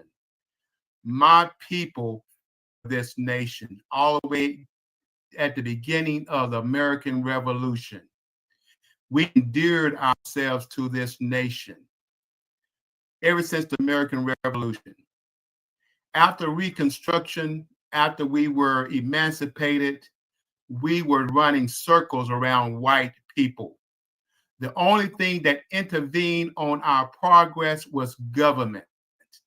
It was when our brothers in the northern cities decided to go the progressive route and try to utilize government to assist us is when we start going this downward pattern. So, yes, I understand what Negro is saying. Absolutely. We need to build our own institutions. We need to build our own organizations. We need to build our own stuff within the confines of the Constitution that's already exists in this country. You cannot even live a good week because we don't have enough black farmers that can sustain our people. And you talking about having your own nation. I'm sorry. That's a fool's paradise. Work within the system, build our own institutions, our own organizations, rally our people to do what we need to do.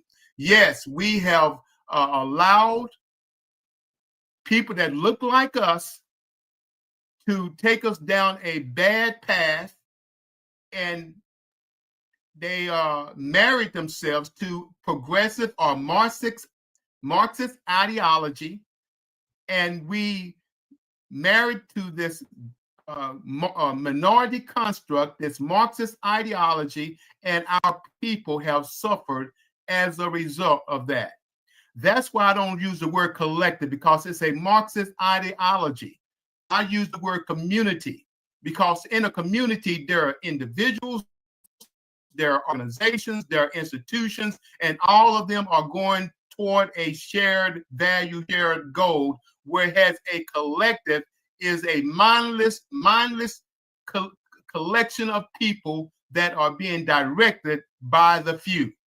I'd rather be in a community instead of a collective. And so, therefore, yes, we have a system of government that we have not utilized to the best for our people. We allowed other people to do for us that we needed to do for ourselves. Now we're at a pivotal time that we understand that we need to delineate from other people, even those that look like us, because they do not mean us any good. So yes, we delineate from everyone. We delineate from politicians who look like us, but they are not of us. And we are more astute at this point in history to begin to go at this government for our inheritance. Freedman status is one of the best avenue for this to take place, because the Constitution is a race-neutral Constitution. You cannot legislate based on race. It has to be based on status. And freedman status is the best status to get the legislation that deserves to our people. And I land there. All right, you guys want to talk about this Constitution, right? Let's really break this down. And I also have the Google AI for this. When they say that in the Articles of the Confederate, when the United States created and to replace the Articles of Confederate, which is seen as a weak and ineffective form of government, meaning that the government that we're underneath of is weak and ineffective to us. Therefore, we do need to have our own government. See, so you guys talk about the rules of the game, and I don't think you guys really understand what the real rules are. And I'm going to go one step further. You still lost, brother followers, because you can't even tell the truth to your own people. They gagged you. That's another way that they still won. So I hear what you're saying, but underneath their rule and underneath their thumb, we can only do so much. And we have to really be honest about that. And that's a hard truth that our people just can't deal with. Some people have already came to the conclusion of that and willing to take arms up about this conversation. Okay, Because well, we know what the beauty. reality is going to come to. Okay, and here's the beauty about the United States of America, and I learned this in being in sales and being in the life insurance and being in Primerica Financial Service. It only take 1%.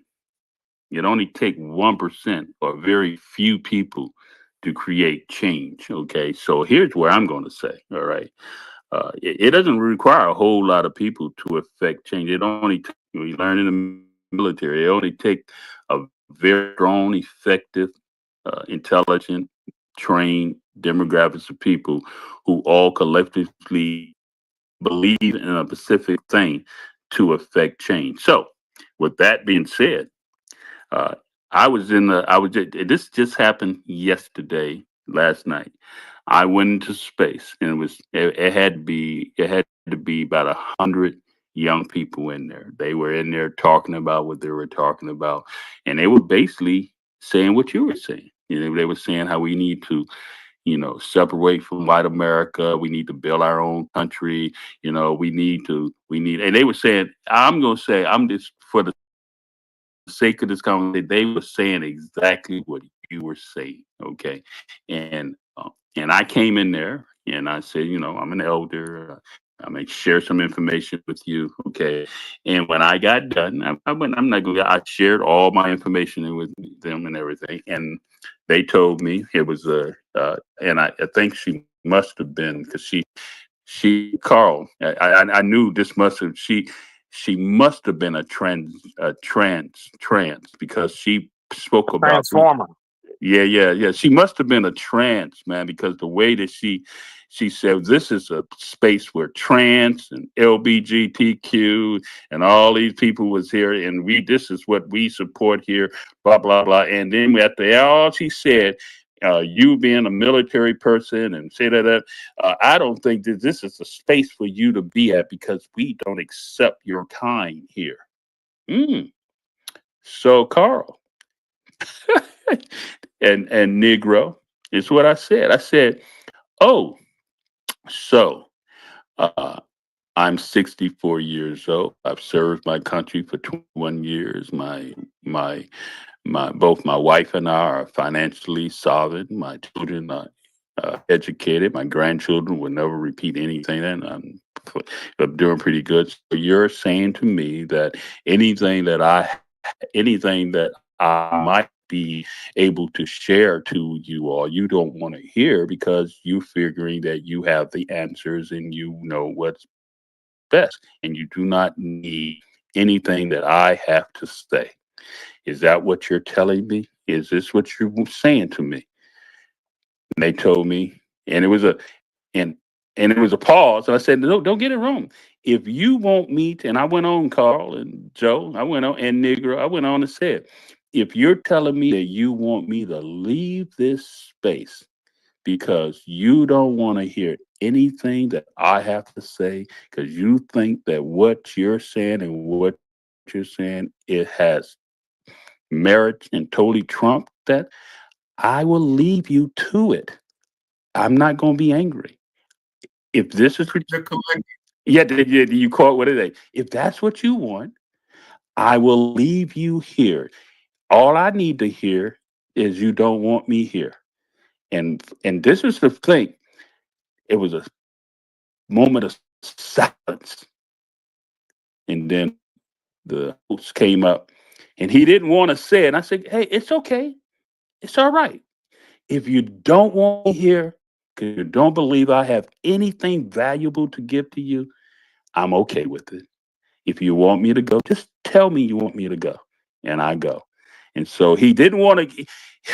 And you could tell he could. I think he understood what I was doing, but the woman, which I think was a trans, okay, she came up. Yeah, you need to go, and he said, yeah, we think you need to go, and I said, I will. I'm gone. So why do I? And that just happened yesterday. Okay, last night I was about to go to And bed. you never invite me to these things. Yeah, I man. know. I be wanting to be in the space. I know. I was about to go to bed, man, and I just happened to. It was just I saw all these young. It was all I knew. I'm trying to be like the YNs and let my emotions just fly. Hey, brother, I knew what I was going in because I've gotten so used to going in spaces. I've been thrown off the island. It's okay. I don't mind, man. I like going in, but when I knew that I made an impression on them, okay, because what I didn't do, I didn't fight them. I let them have it, okay? Let you do. And I said, my name is Meshorn, Meshorn. Google me. Again, if you don't think anything valuable, if you don't want to even take a seat or anything that I have to say, then by all means, this is America. Let it do what you do. So I say that to you too, Negro. We here and argue if you don't have to attack me and say all that. Come on, man, you got to do all that, bro. You ain't got to try to act like you're trying to put me down and no. Hold on, that you free guys want to use nation, but you don't have a government. Hold on. Let him finish. Let me. All I'm saying is that I heard what you said. I'm still. How do you put it?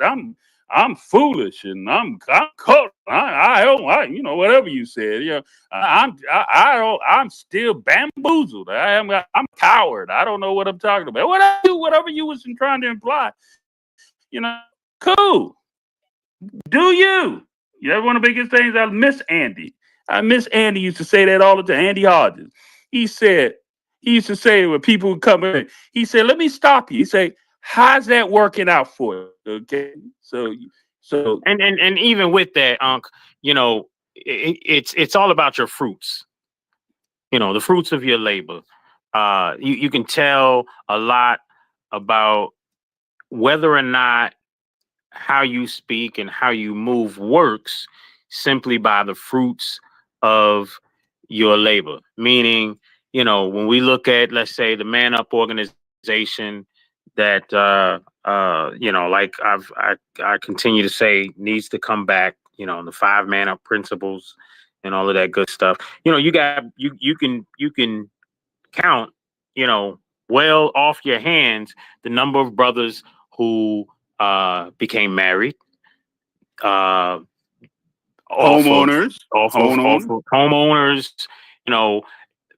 brothers who moved and you helped to navigate in this space, and they're not weak brothers. No. These aren't weak men.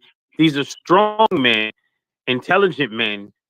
Some business professionals, some hardworking laborers, but men who move into financial solvency, no matter what business genre they're in or what side of those tracks they're on. Melanated men, we can say just the same.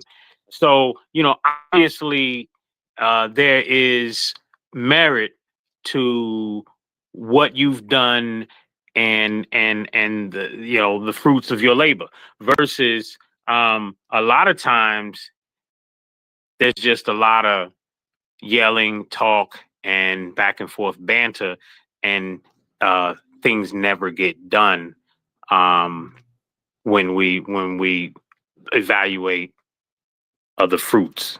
Right, right. So, we coming up on 9/17, okay? One of the things is, like I said, It's that time. it's that time, my strategy is that, we come in here, have a moment that we try to have a strong, intelligent conversation. We try to keep it real and I'm an acronym person. Remind everyone about love. I hope the most important thing, I love you enough to tell you the truth that I think the truth that I believe that you need to hear to help you to be successful. It may not be a truth for you, but it's a truth work for me. And since I see the fruits of my truth, I'm only telling you what I believe can work for you. But who's the bottom line? The only individual who can make that happen is you. Okay, I can't.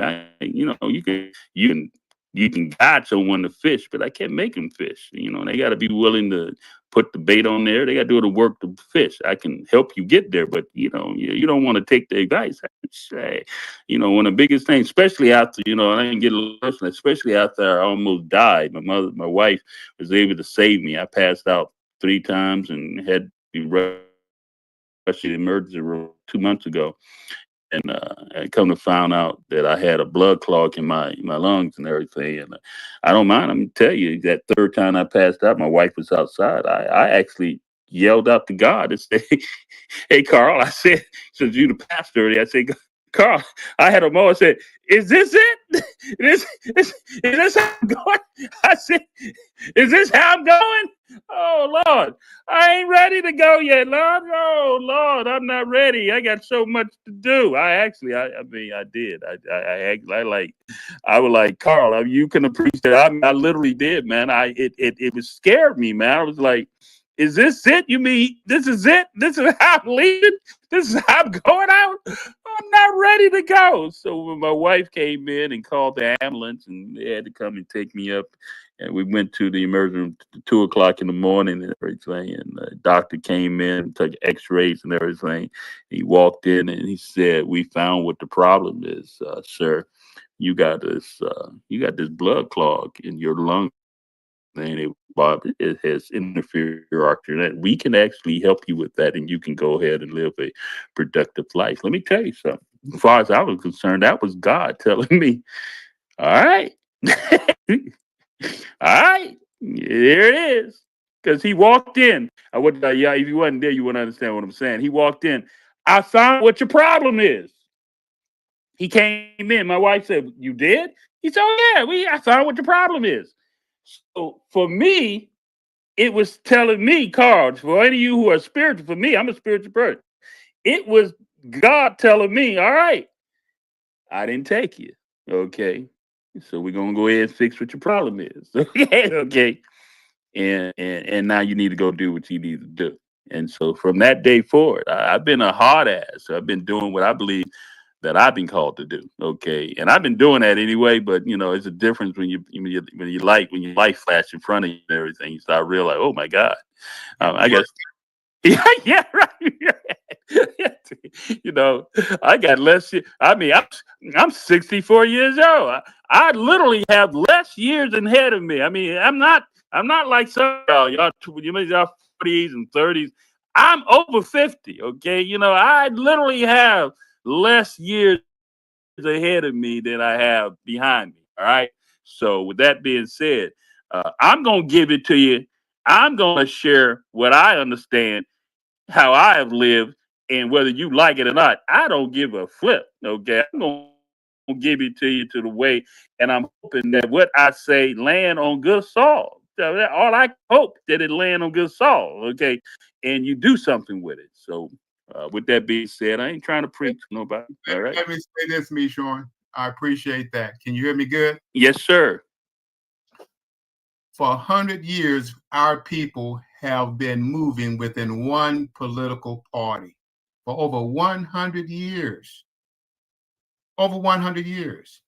We have not considered the other side, which is another party. our people by nature are conservative, socially conservative people. We know how to conserve things. We know how to preserve things. We allow the other party, with the intrusion of government, to intervene in every facet of our lives. Whereas the other side generally wants limited government or less government or as less as possible government. But we want to blame our plight on the other side instead of looking at the people that are in our urban areas. Chicago, Baltimore, Detroit, who runs those cities? Democrats, progressives.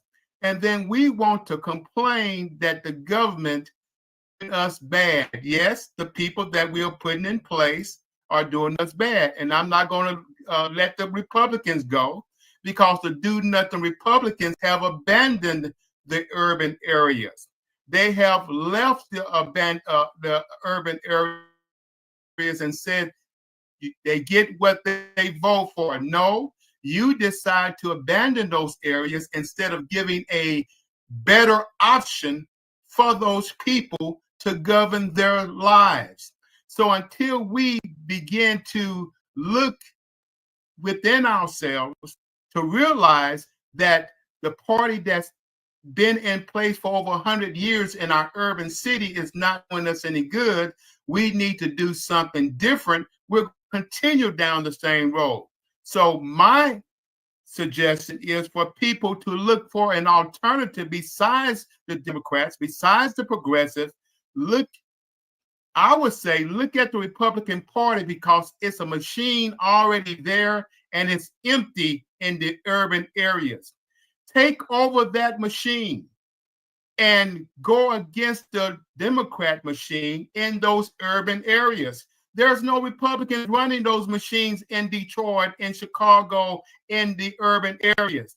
Black people, take over the Republican Party in those areas and run that machine against the Democrat machine. Put your people in place, put your people in office, put your people that are pro-Black in those areas, and run those other people who are more pro-party out of those cities, so our people can flourish in those cities and in those states and our land with that. Well said. Well said. Anybody wants to come in here and give their submission as 9:24. You know, if you want to come up and give your point. Hey, Professor, I mean, this is the quietest I ever seen you quiet. I can't imagine you ain't wanting to come up and say something and everything. You just take some information and everything. I don't want you to come up and everything because you ignore the Negro hand, though. Yeah, I have not. You've been talking. You've been talking. You've been talking all night. You've been talking, man. Come on, can we get some other people up who want to interject and bring? They got hands. They got hands. They. Well, I'm doing a little. I'm doing a little recruiting, encouraging. Okay, you know, let me do what I'm doing, man. Tell them to man up. Tell them to man up. Like. All right, you got something to say? Go ahead, Negro. I got a lot of things to say. I know you got a whole lot to say. Okay, so like on a much more serious note, like I've come to the sad conclusion due to the fact that systematic racism and oppression in the system that we're in. I don't think no matter what party, no matter what government, unless we control it from top to bottom, I don't think we're going to get the justice that's owed to us. See, that's the real reality that I'm coming from. Not to make believe that we're going to sit here and hold hands with white people because we live in the same nation. If that was the case, then Native Americans would have been on the same par with white people. They wouldn't have their own government now, would they? The thing is, we have people in our community who do not want to do the heavy lifting because they're going to have to take days off from watching football, watching basketball, and all sports that you mentioned, because they're going to actually have to do some planning and actually manning up and creating the future that we deserve for our community. That's the real reality that we're going to have to be coming to face, and it's going to come to pass. So I find it very cute how the freedmen will talk about, this is a freedmen quote-unquote nation, but they have no paperwork for a government. while the Negro people actually do, and we get ignored. We get denied. So this is the reality of where I come to the real actualization that some people would rather fake the funk than actually be the funk. And that's just the reality. That's just the reality. Unfortunately, we're not all of us is going to make it. Not all of us is going to make it. And and I'll just say it like this. That means more reparations for me. I want some of y'all to croak, honestly, because of the poor decisions that y'all making. The poor decisions, unfortunately. Well, I will never wish I would never wish you to die unless God asks you to live. So I would live that. I leave that in God's hand. I have no hell. I would not stoop down to that low vibrational emotional level as to wish, you know, death upon people. Ultimately, you know, I mean, because again, all we're talking about is differences of opinions. Oh, I'm not wishing death. Mm. I'm saying that they're gonna end up dying because of the bad decisions that they're making. All right. That's a You fact. just said That's a you fact. wish You, I mean, you that just some of don't y'all take would it. croak. You just Like, said, I wish can play the some of you would report on croak. that. Some people die every day. People Yeah, die every no, day. I might not make it Yeah, but you myself. can't say that you didn't You say can't say that you 'cause didn't and you did. All right. it's literally right here. Like, we all heard it. We all heard it. It's Okay. recorded. All right, go ahead. Flip Detroit. I just approved them. Flip.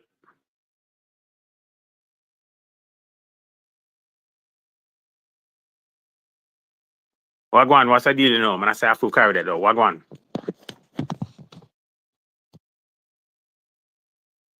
You on mute. And what in the Caribbean did I just hear? And I heard it for real thing.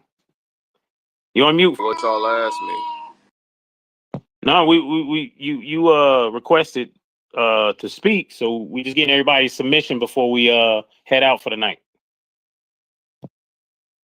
No, I mean I was invited, so I mean, like, I don't really know what's the subject. It's kind of just me showing one-on-one space, really. Okay, well, if you hadn't been you know, like I said, we're just getting everybody's end of the show submission. So if you don't have anything to submit, then so be it. We appreciate No. you. We want to hear that recap about them young brothers that put their hands on that SWS, who was a Russian. He was a Russian. Yeah, he deserved the fire smacked out of him just for GP. You come to another man's country and assault another man, and they complain about him getting that beat down. So that was the premise of where we started at. Yeah, that's where we. That's where we started. Absolutely. But you know, it's like as we spoke about. It's 9:30. We moving towards that. Not hanging on too long because some of us got lives outside of here, right? Yeah. You know, I like to come be strong, have intelligent conversation, but we don't have to be long. Okay, we can come here and have dialogue and have meaningful communication with one another, and then we can move on from there and everything. Many of you may go to other spaces and everything, but my goal is not to be here all night trying to carry on the conversation. So, so anybody want to say anything? Carl, I see Carl, and he done left out. He gets his conversation. Mr. Miles, you want to come up and say anything, or Negro? Or we gonna go? Negro done said something all night. I know. I know. Silence the Negro. I know. Yeah. Well, look, I'm gonna just say this. I think it's been within recent years, more so than former years, that a lot of us are starting to focus on local government. Right. And I think that's very important because local government is more so what is affecting you immediately. The judges, your commissioners, those local positions, we for years we focused on the federal government, and a lot of us were just pressing buttons, right? as Carl said, 100+ years. I didn't know it was that many years. I really didn't think about it. I just always had the number in my head of 60+ years is what I always said, that we've been voting in the 95 percentile Democrat. And so when I decided to switch and vote Republican, it was firstly based off the fact that, I don't see no real changes politically for us as a people, yet we've been voting the same way 60+ years. And I'll be honest, when Ice Cube came with what he did, and he first went to the Democrats, and the Democrats said, "Shoe fly, shoe," like literally, that's pretty much what they said. And then the Republicans at least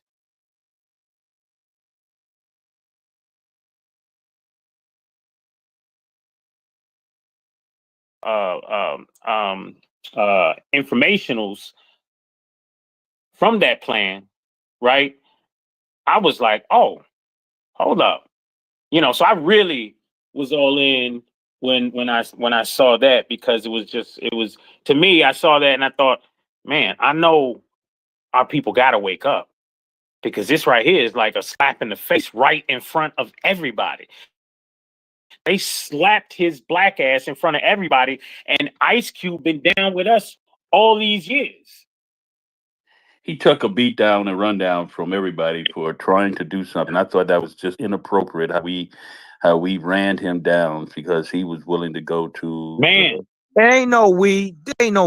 It was black women. Stop that. Yeah, but I like what you just said. I know. No, I'm not even gonna disagree with you. I'm not even. But it was melanated. Still, it was melanin. It was black people in general. It wasn't No, just it was women. the Queens of Cocktail. Come on, y'all back dance. Why you always Back put a dance for the women. definite? You put a definite on everything. Yeah, You can't. You can't say that it was all women. You can't say that. You don't got the numbers to show that it was all women that was opposed to Ice Cube. We know it was a grave majority, and brothers follow women.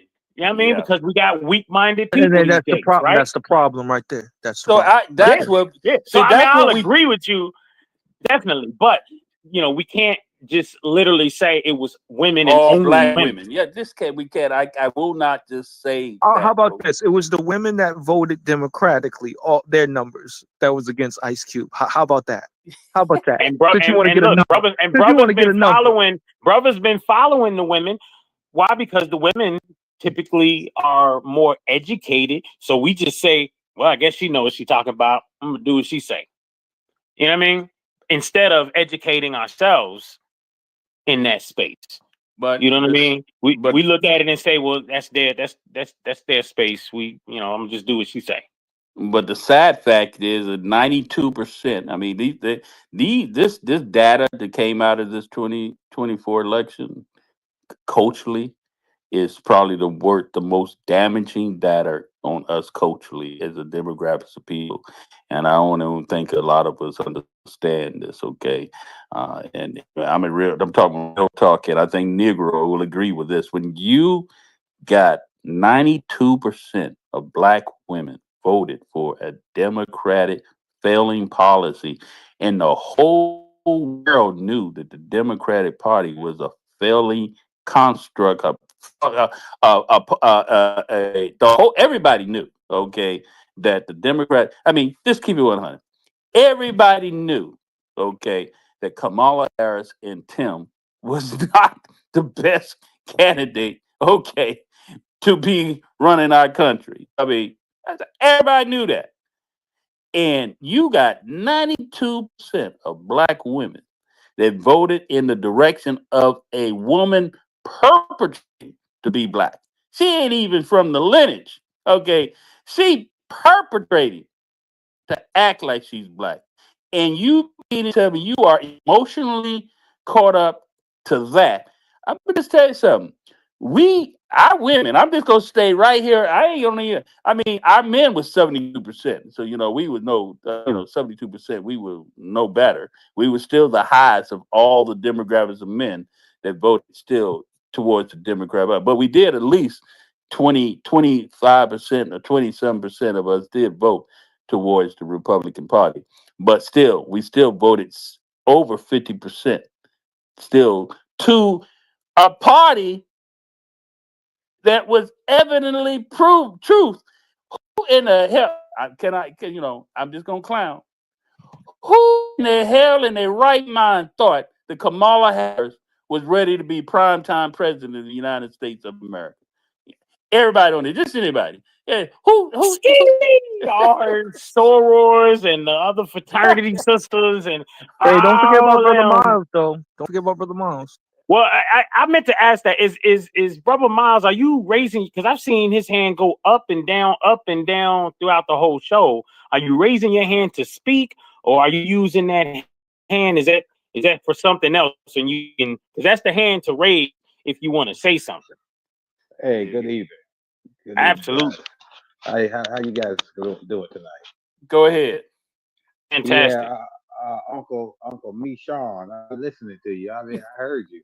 I hear you. When you started off this podcast right here, I said, man, which way he going?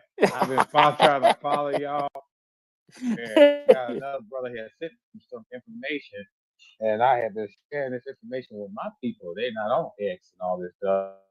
They tell me, man, I don't believe that stuff, man. That could be a scam. Something that you put your information in there, and all Oh, of a you talking sudden about the freemannation.org?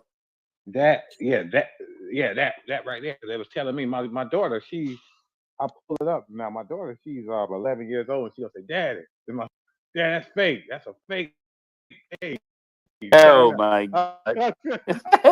Yeah. I mean, Hey, and Carl. just to be real, that's not Uncle Mishon's page. Yeah, it's right. It's not mine. It's we're just promoting it because it is something fantastic folk in America should be looking at. Yeah. And you were about to say Carl, Unc, right? Yeah. I heard Carl laughing. There was Carl laughing. You put your 11. You said your 11. I want to make sure. Did you say your 11-year-old? Yeah, she looked over my shoulder, and I was looking at it, and she was like, "I think that's fake, Dad. That's fake." And then, like I said, I told my sister about it, and I told my wife about it already, and I've been telling my nieces, and I was trying to pull them sisters in, man. I'm telling you, it's kind of hard. But here's hard. so But listen, here's but I'm gonna go.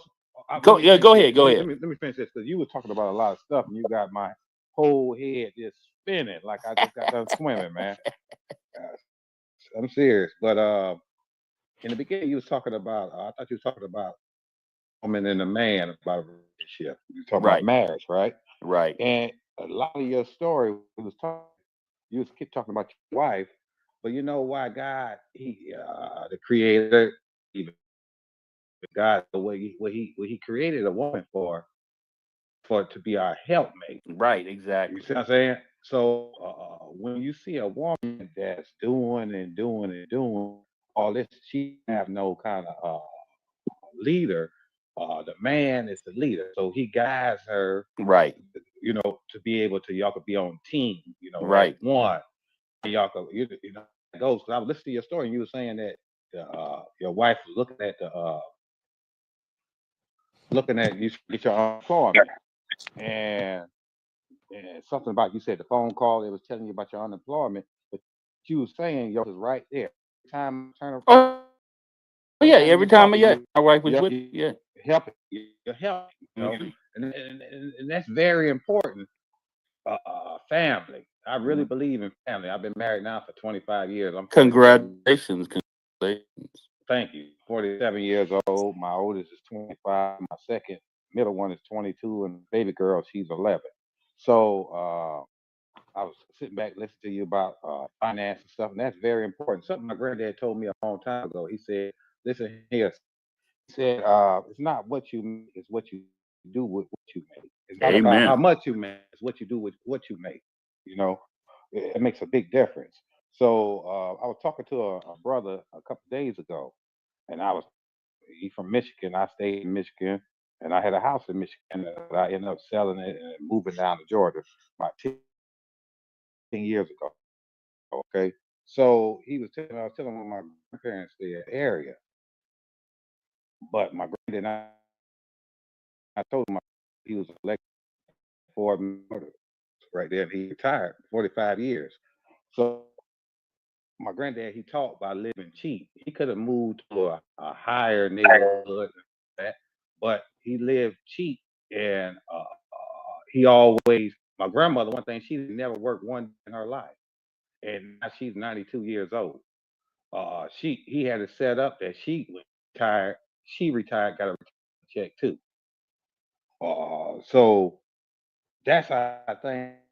That's how I was raised. That's why I hate a lot of didn't have the foundation coming up, because it's kind of hard if you don't have that foundation. You understand what I'm saying there?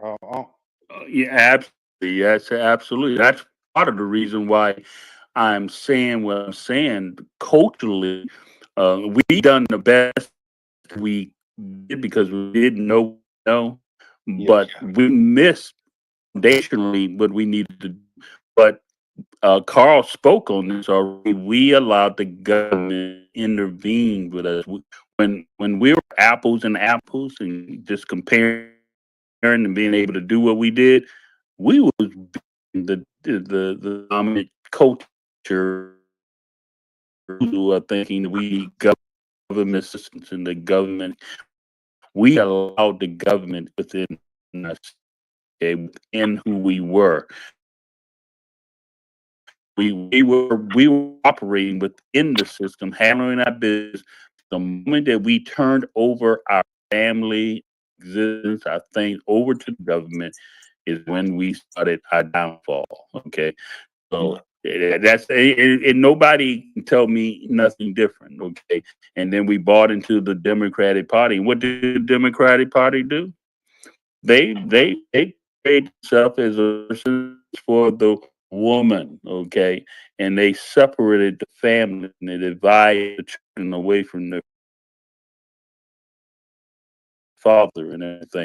You can't lay that on the Republican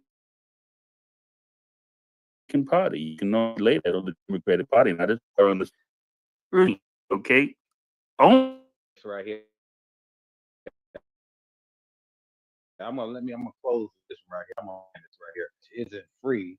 You have to pay attention. oh, what you said? It's Absolutely. it.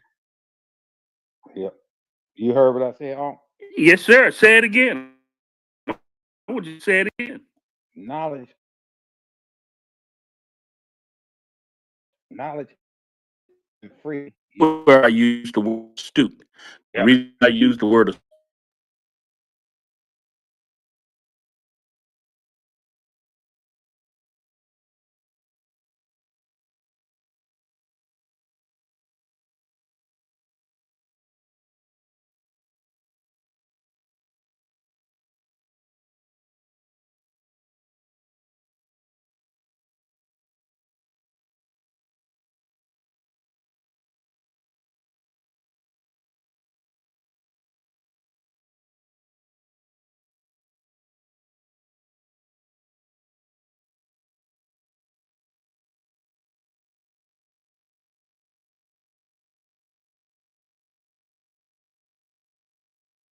Who taught you to hate your own kind?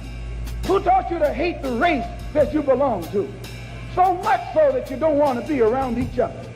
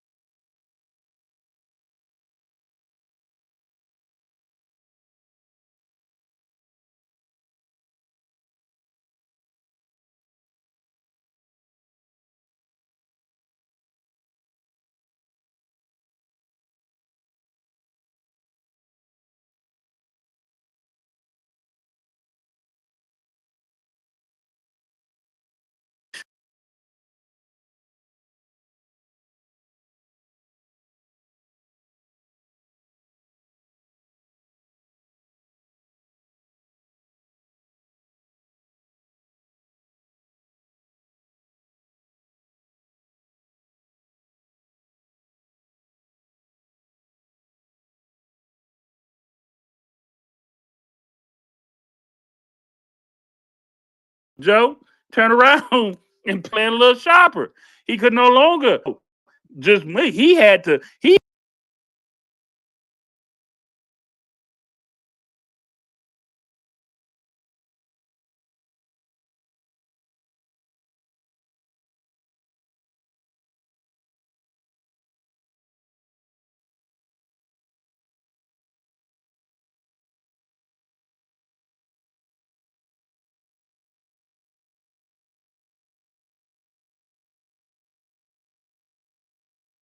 eventually I what? I did. Okay, I did.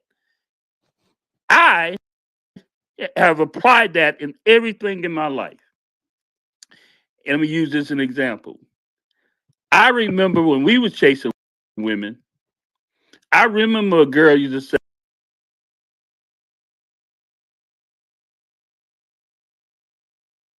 say, "This is being an alpha."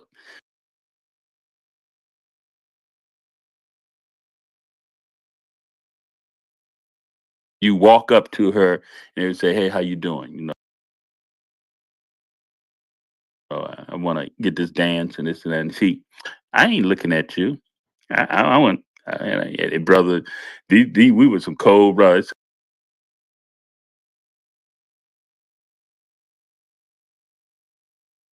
Okay, well, you just say gangster, gangster. Okay.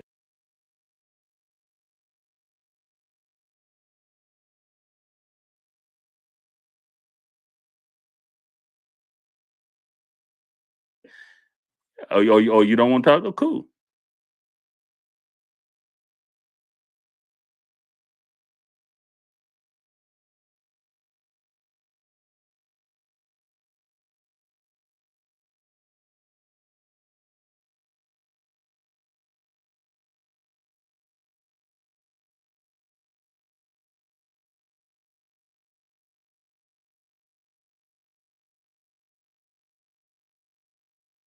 Okay, I'm doing the hunting.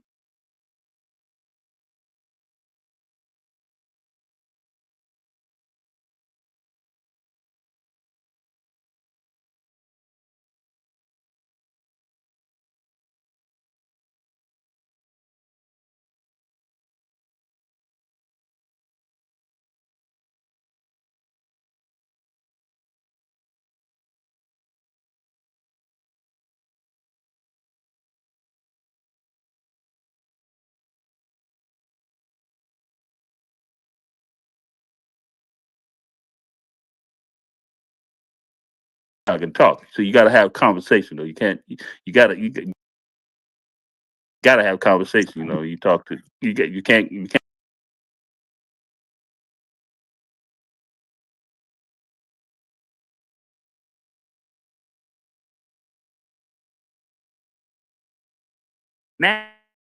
Natural alpha male posturing.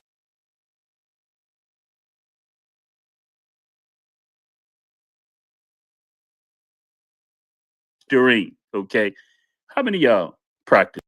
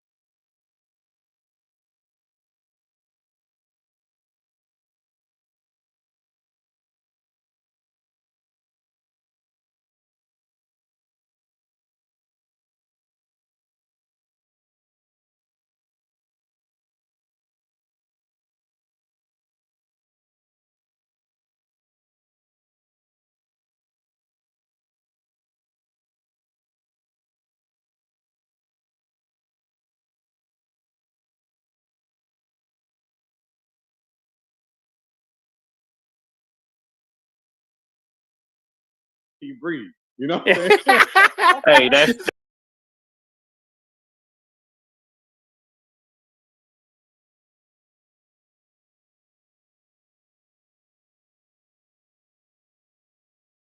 You know, we're That's supposed right. to be doing the choosing, not allowing them to choose us, and that's why.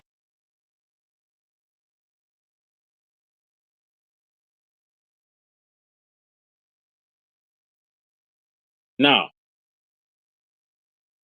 with what you guys just exemplified, there's a difference between you doing the choosing versus allowing a woman to choose you. Oh, she looked at you and thought that you was this, that, and the other. So now you approach as No, opposed no. to so that, and Right. that's allowing her to do To control the narrative.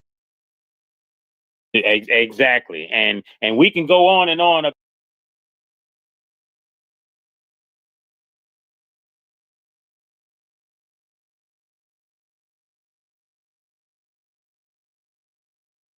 You men, that might be Tuesday's topic. So we'll jump on that, and We it's gonna make great. that Tuesday topic. Hey, Mr. Miles, you done made that Tuesday topic. That's gonna be. I don't know if people really think. He been sitting in the cut for a minute. Yeah, no, he been sitting in the cut, not man. just today, but other days. He gave us a thumbs down yesterday when we said come up to speak. He gave us a thumbs down. I'm like, man, I don't know if this dude is a real person or not. But Miles come closing us out, giving us the topic for Tuesday. That absolutely, you know what we're absolutely. that's the topic for Tuesday, brother. So go ahead and close us out, Joe. Hey, man, I just want to let everybody know, man, we really thank you for and every night. It's very interesting how many people slide through. But we're happy you're here. Glad that everybody comes through and enjoys the show. Again, safe space where everybody gets to speak. We don't jump down each other's throats. There's high emotional intelligence here. Therefore, that means that we're not just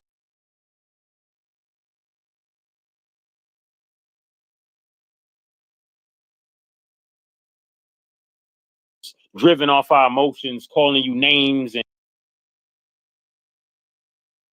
quick. Well, all you gotta do is come here, sit down, and listen and watch how men talk. And this is important in this day and age because there's too much emotions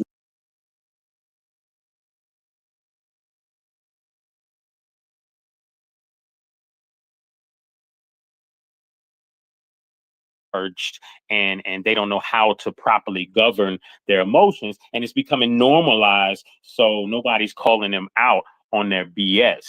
You know what I mean? So that's a big difference in this day and age. But in this space, you can see something a little bit different. Again, this is the I Ain't Your Black Show. Y'all check us out: Facebook, Instagram, TikTok, YouTube. We do stream these shows every week to Facebook and YouTube at the same time that it is going on here. So you want to jump in, and even if you want to check us and catch us from any of those spaces, you can comment, and we will comment right back live and show your comment on screen as we govern the show.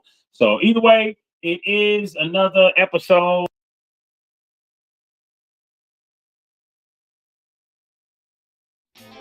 Get ready for I Ain't from Your another mother, Uncle Black. Meats on. We will This see is the y'all podcast that next offers week, healing Tuesday, insights same and place, epiphany, same time. discussing and reviewing It's been everything real. others are Peace. afraid to talk about. It's all about what is right for us. I ain't your new black. I ain't your old black. I ain't your future black. America, I ain't your black. And now, the host of I Ain't Your Black, Mr. Just As Joe and Uncle Mishore. You got me like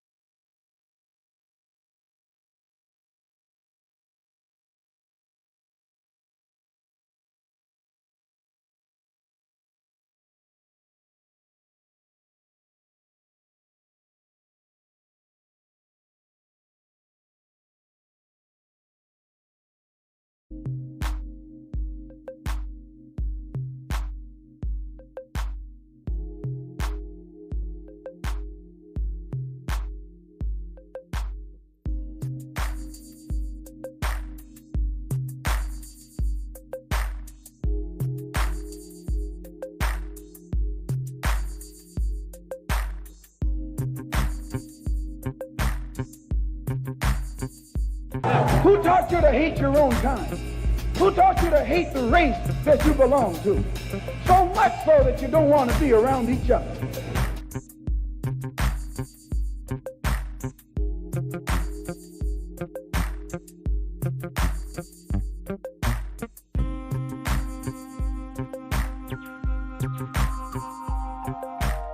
When black people wake up and become intellectually independent enough